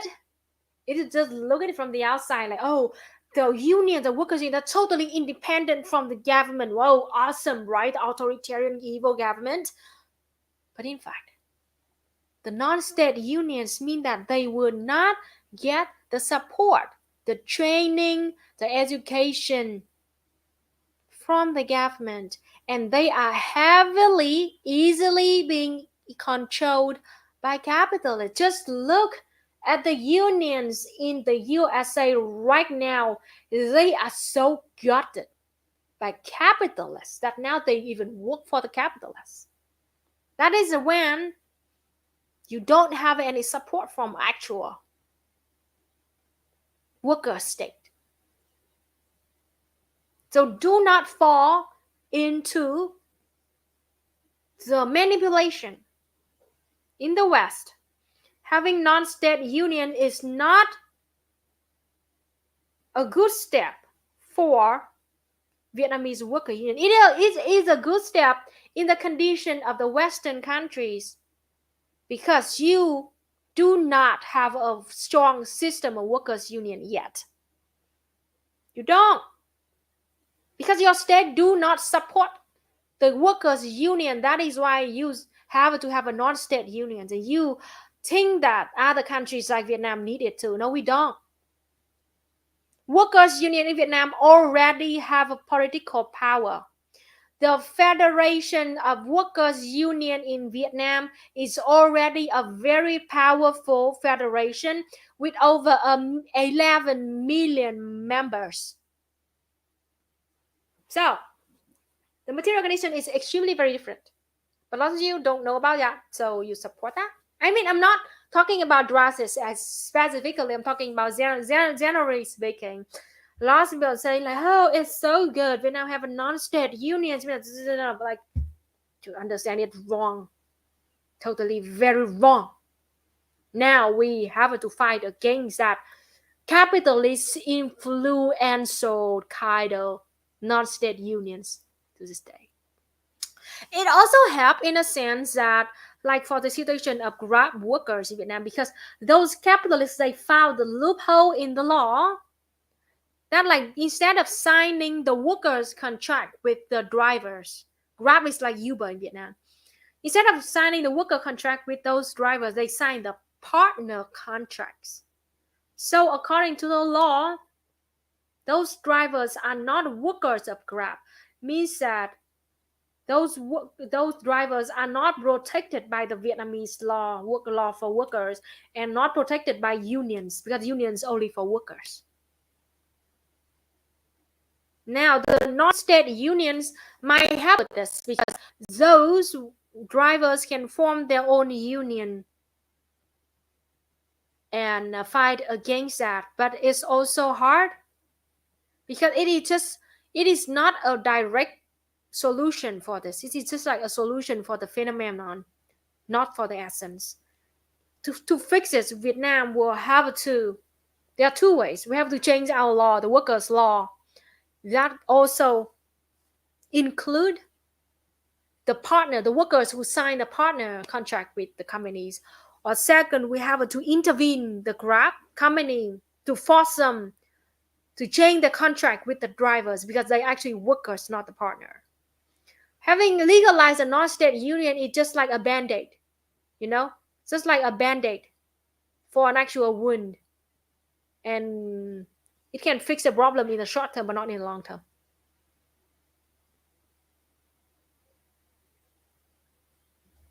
To deal with dismantling capitalism, for now and for our short-term solution, we're trying our best to secure food, healthcare, medicine, and housing for our people. By 2025, Vietnam will eliminate extreme poverty, and that is a huge step. By 2030, Vietnam will be stable in green energy, so we will not depend too much on oil. And by 2045, we will be at least 45% of our energy is green energy, power. By 2000 and about around that same time, 2050, Vietnam will be a net zero in CO2 emissions. And we will like we slowly that the best thing to dismantle capitalism right now is we have to make our people, we have to secure all the basic needs of our people. That is very important. Secure all the needs from that. And then once Vietnam is already a developed country with people with high income people, that's gonna be easier for us to strive toward communism, to dismantle capitalism. We cannot dismantle capitalism now because we still need it to develop our infrastructure, and to help our people earn enough for living. At the same time, we use our regulations and policies and laws to secure the basic needs of our people. Zuche too, yes. Exactly. In order to dismantle capitalism, you must secure your own resources first. You must be a very strong economy first. Because if you dismantle it now when you're still very weak, you're going to be collapsed. You're going to collapse very soon. That is why our priority right now, primary target right now, is to make Vietnam to have a strong economy with people with high income. Then we can move forward.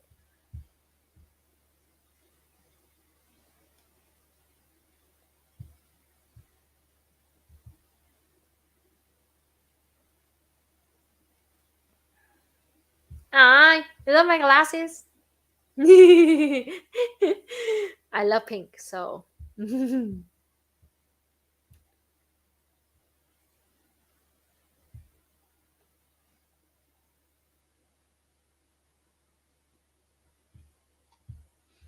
It's fair to tell me off there. I was under the impression it was a good thing because I inherently distrust the state. I get it though. Yeah, I understand. I don't blame you. The situation is totally different. So the biggest difference that Vietnamese people would trust our government, believe it or not. About 85% of Vietnamese people now support our current system of the government. 85%, very high. And it's getting higher every year too, especially after this COVID-19. So the fact is that we trust our government, and the workers union is already very strong and receives a lot of help and protection from the government, and even the federation of the workers union in Vietnam have a very strong political power. They join the government. They are the part of the government. They are one of the big organizations that form the government, along with the women's union, along with the fatherland front. Very powerful already. They have political power already. So literally, we do not need the non-state union that much. Totally different from the situation in the West, where the non-state union is the only choice that you can have because the state doesn't support having workers union. So it's very different.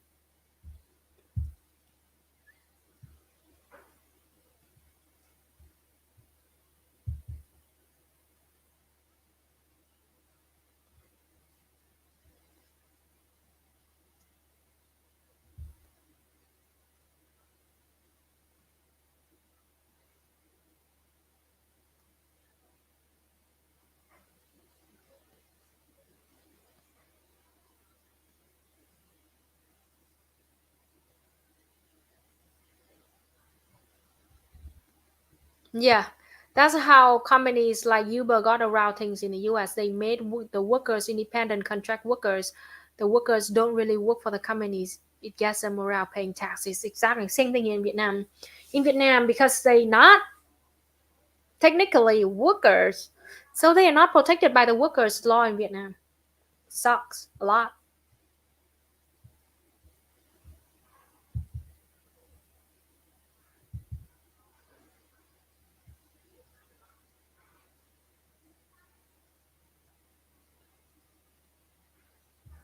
I hope comrades from the imperial court will succeed because imperialists are in the downfall. They can't bully anyone anymore now. Talk about that. Oh, actually, I'm over time, so I will end my stream with this true story.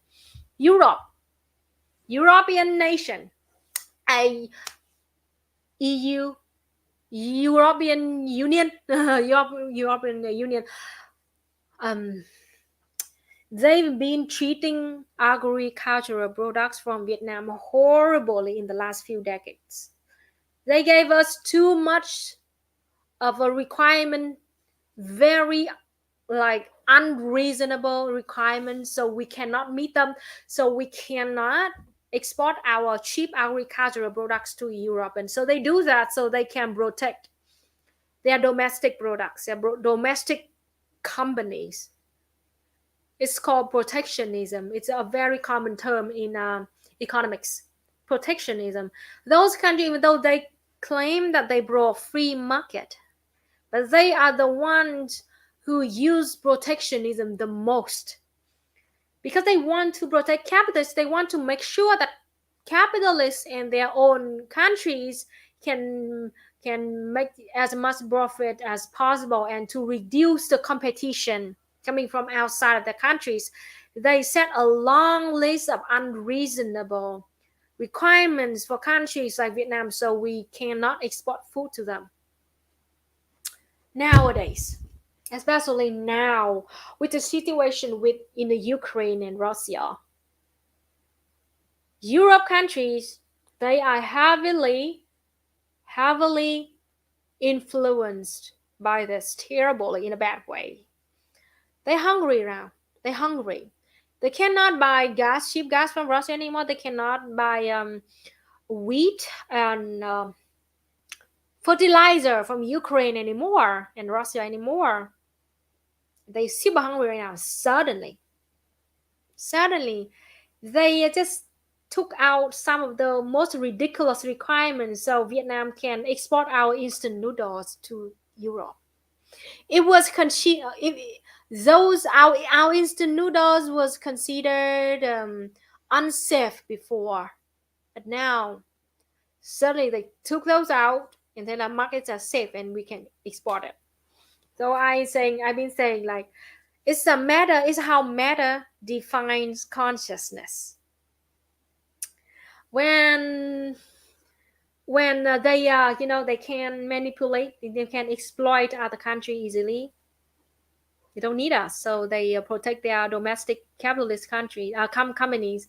But now when they're hungry, they cannot exploit anymore. They like, oh, Vietnam, take this out. The least we can export to us now. Same thing with the USA is trying so hard to persuade China to export food to the USA too. Same thing in Vietnam. They trying so hard. For example, honey tax. Before that, when Vietnam export honey to the USA, the tax rate was nearly 500%. Yes, you're not hearing it wrong. It's 500% of tax on our honey. That is why your food are so fucking expensive in the USA. Because when we export cheap food there, they put a special tax on it, 5 times more expensive. So we cannot compete the price with domestic companies. So it means that you are the consumers, you have to buy products with an extremely high price. 500%. And just a few months ago, the US immediately lowered that tax down to, I think, 49%. 8 times lower. 5840. Yeah, 8-9 times lower than the previous tax. And yep, it is now the honey tax on Vietnamese honey is now about 49%. And 49% is still already fucking high, but it's 9 times lower than the original tax. Biden was like, hey, China will reduce tariffs. Better treat us nice. Yeah. You're correcting your error is a gift. Yeah.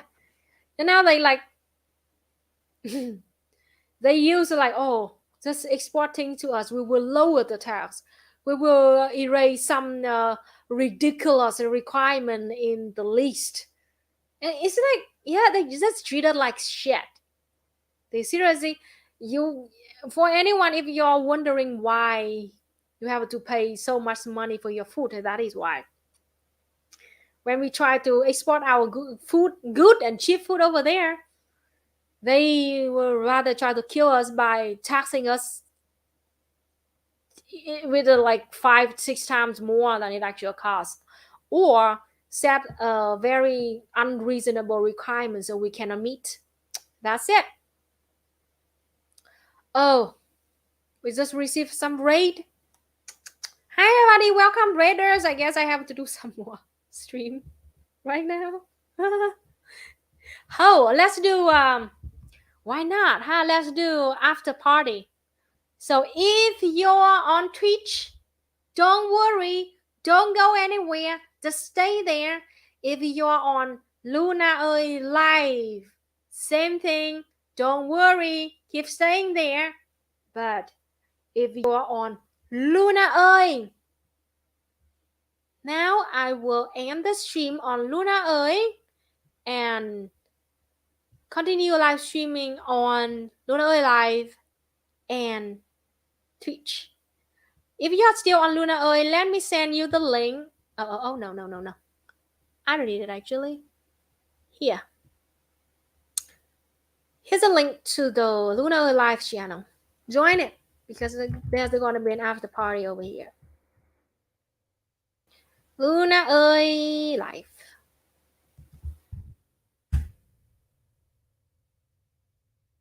Okay. Oh no. Asa, no, I have to do this. Sorry, mistake. Here. Join that and bye everybody on Luna ơi. And welcome to Luna ơi Twitch and Luna ơi live on YouTube.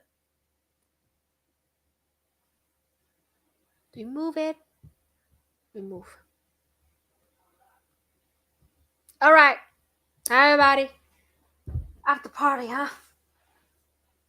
You know that it's extremely hot in Hanoi lately, and tonight it is 11:15 a.m. right now. Tonight 7 p.m. I'm gonna go to the train and take a train back to Da Nang. All right. What do you want to talk about now? What do you want to do now? Oh, gas price in Vietnamese. How much is the gas price in your country? How much? It's so high now. It's so high in Vietnam. We're struggling, finding a way to fix this, but I don't know what to do because Vietnam, we make oil. We have oil, but it's not enough for our domestic needs. And we have to buy from other countries. And because of that, it's so expensive. Over $5 for a gallon, I guess.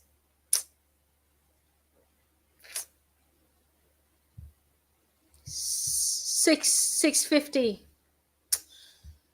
Hi, how many liters per gallon? Let me see.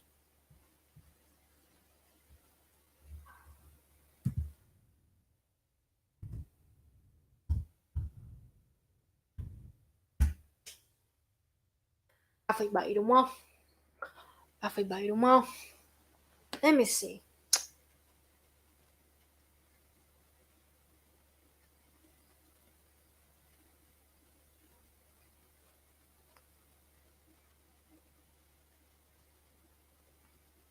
Same. Vietnam is like 5.1, 5.2 per gallon. Hey, za.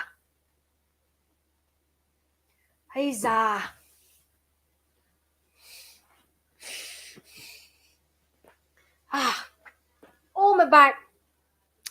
Same here. It's about 3.7 liters for a gallon.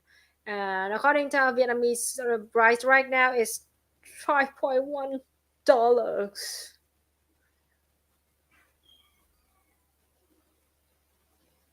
How's the war on drugs in Vietnam? Virtually no war on drugs. I'm just saying, like, we still do the same thing with cocaine, meth, heroin, still the same thing, but not as hard as what's going on in Philippines or the USA.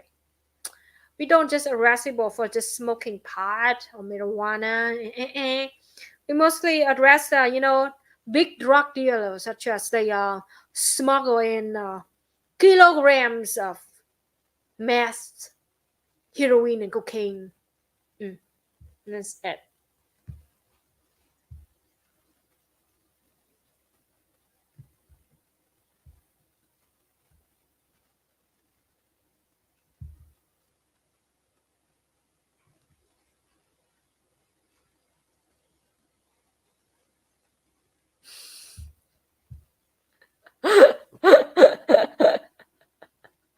I would love to accept your invitation, Philip.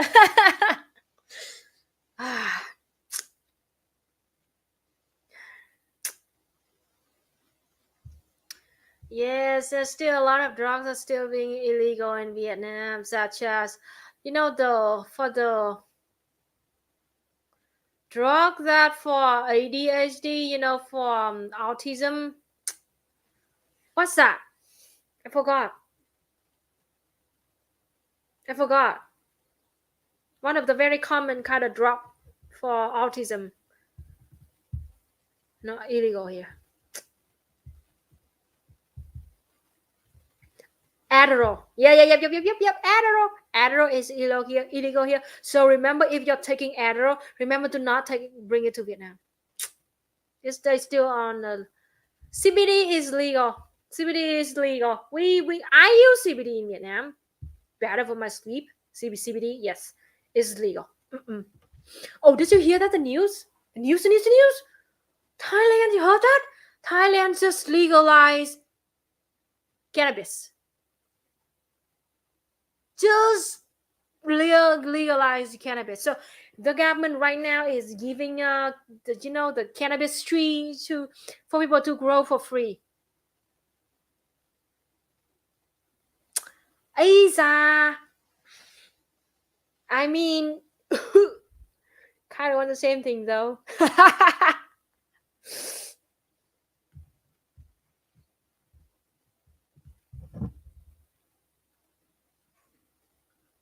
Oh, Adderall for ADHD. I'm sorry, my bad, my ignorance. Sorry.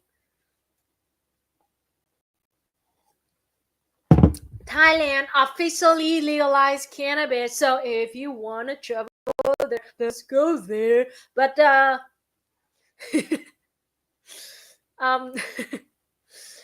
overthrow mania. Welcome. Ooh, jealous. I know that there's gonna be consequences because like cannabis, not just that symbol, is gonna lead to a bunch of other issues. But a lot of Vietnamese are talking about this too. We are like still kind of skeptical about this.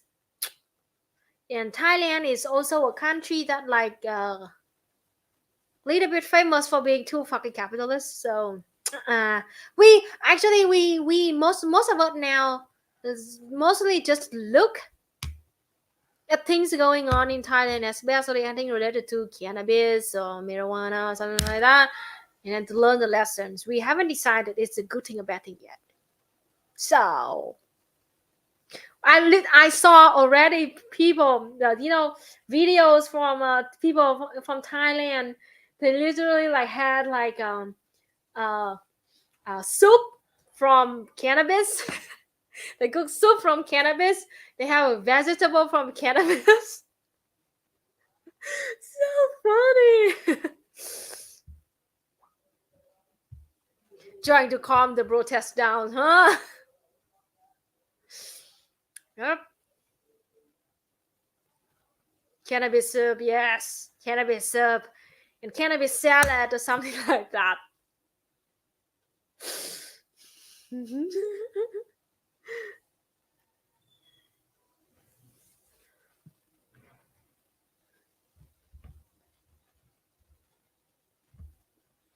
We are like, we Vietnamese communist saying like Thailand is gonna be the most happiest country in the world right now.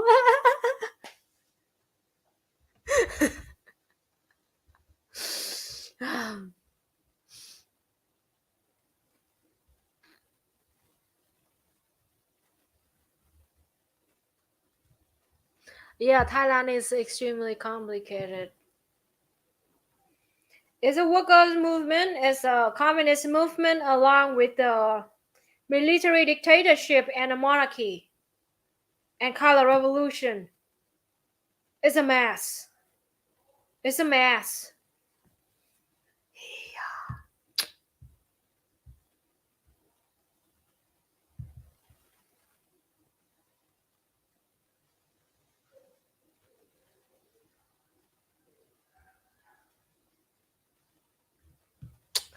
Austria, Vietnam have a good relationships with most of the countries in the world, and we even have a good relationship with the USA. So yes, we do. Australia, we do have a good relationship with Australia. Yes.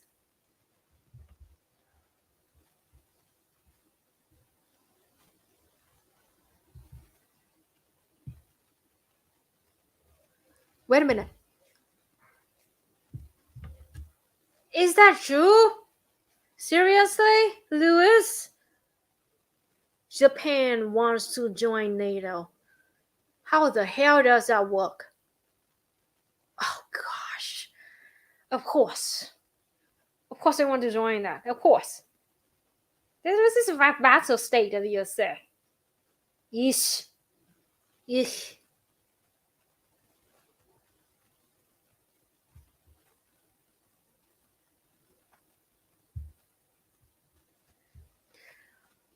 Yup. It's just less people died of curable disease. Yep. That's the COVID-19.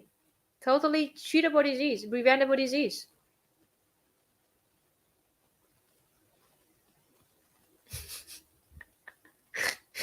Japan always on the wrong side of history when we talk about international politics. I mean, they are very talented in being in the wrong side. Extremely talented, always in the wrong side. Seriously, though.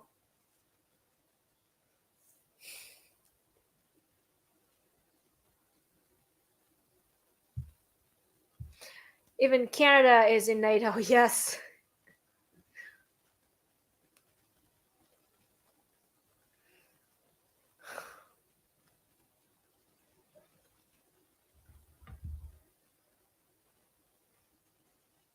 Oh, send me the link. Okay, I check it out. Okay.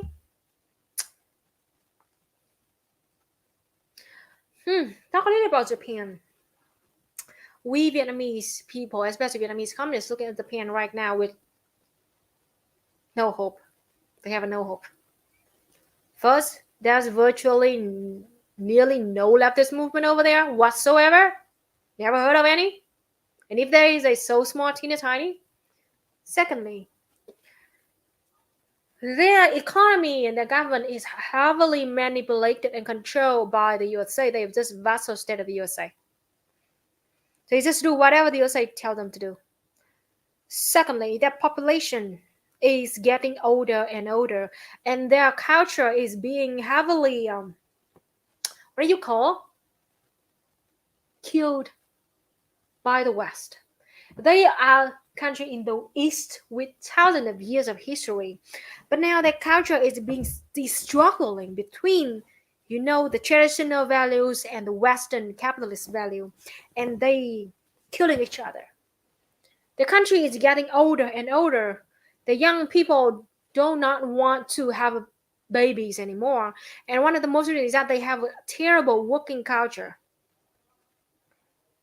They just exploit each other terribly, so terrible that they do not want to have kids. They just work until they died, and lots of young people right now have been too much traumatized and indoctrinated that they just like lock them down in their own room. And it is looking at it from a macro economy lens. It is extremely bad for the economy because you always need young working class to work to maintain the economy of your country. That is why Japan right now is importing lots and lots of workers from other countries, especially from Vietnam. Yes.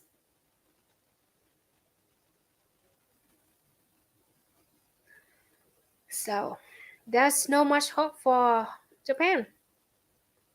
They are mostly living in the glory of their old times, under the protection and control from the USA. And if they being abandoned by the USA, and if they lost their wealth and the power hegemony in the world, their countries are gonna be very bad, in the very bad state, because they need workers.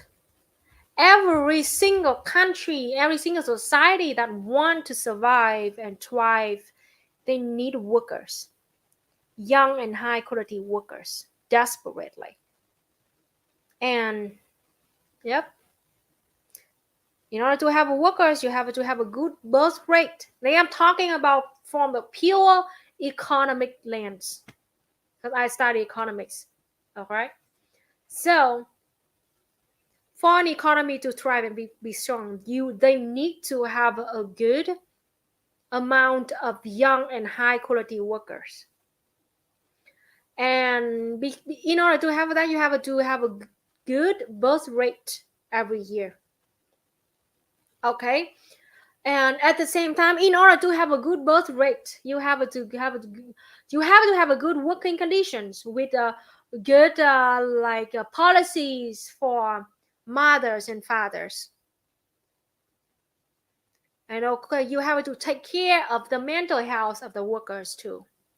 That is the thing that capitalism sucks at the most right now. Capitalism in decay. All they care about is short-term profit. They exploit you 24/7. They don't allow the workers to have their own time for their own family, to take care of their own mental health. They do not have a good working policies where the mothers and fathers have to literally work the whole year, no time off. Of course, if working like that, of course they do not want to have kids. So in long term, this is the story in long term, the same story in the USA and in Japan. Workers spend too much time working and being exploited. Their mental health and their personal life never being taken care of. They depressed, stress, in trauma. That is why they do not want to have a family and they do not want to have kids. So in the long run, the economy just gonna die slowly because you do not have enough workers to run your countries. And therefore, that's gonna lead to another problem, that is immigrant workers. You import workers from poorer countries to your country. That leads to a lot of other consequences too, because they just import the workers and now they treat the immigrant workers even worse than them. Let's look at the society in the USA right now. Immigrant workers being treated like shit. And it causes even bigger problems, that like unstable society. And lots of houselessness people too, and racism. Why is racism? Because those workers, like white workers in the USA right now, they blame everything on immigrant workers without understanding that the core problem here is capitalism. Immigrant workers is just a temporary solution that the capitalists chose to deal with this dying economy. It leads to lots of consequences. But of course, capitalists, they only just care about their short-term profit. They don't give a shit about society. That is why the society in the USA right now is so fucked up.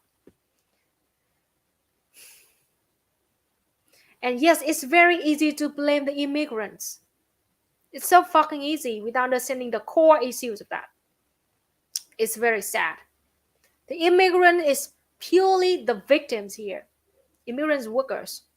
The country poor because the country being exploited by the USA, by the imperial core. So they had to leave their country to look for a better chance in the imperial core, aka the USA. Okay?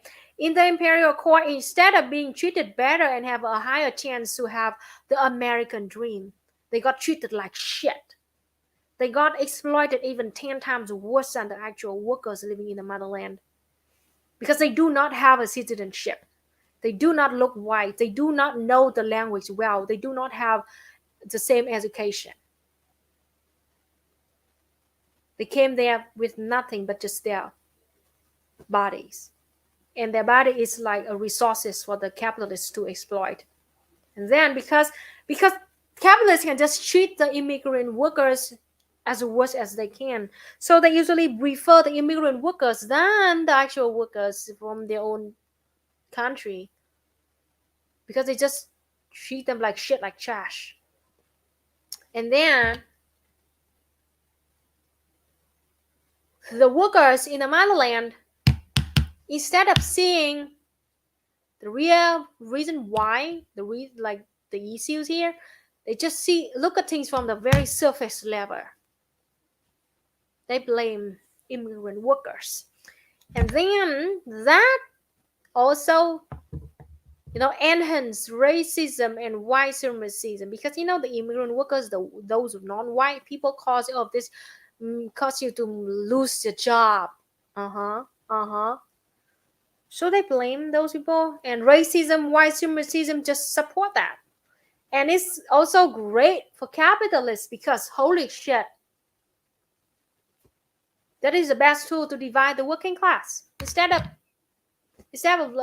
having solidarity with each other, they hate each other, they bitch on each other, and they compete with each other for jobs.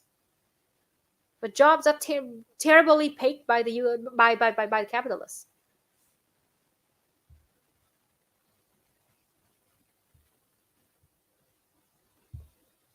No, my email is lunaơi.channel@gmail.com.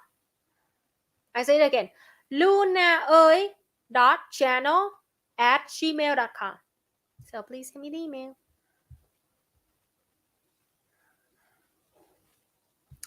Is there much of an immigrant community in Vietnam? We do. We have Chinese live here a lot, Koreans live here a lot, Australian, Americans, yes, Laotian, yes.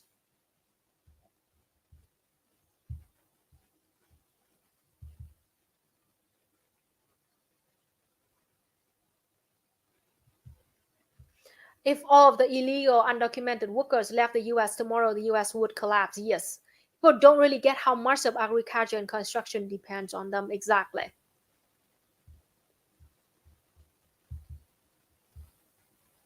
Okay, thank you so much for being here and having fun together.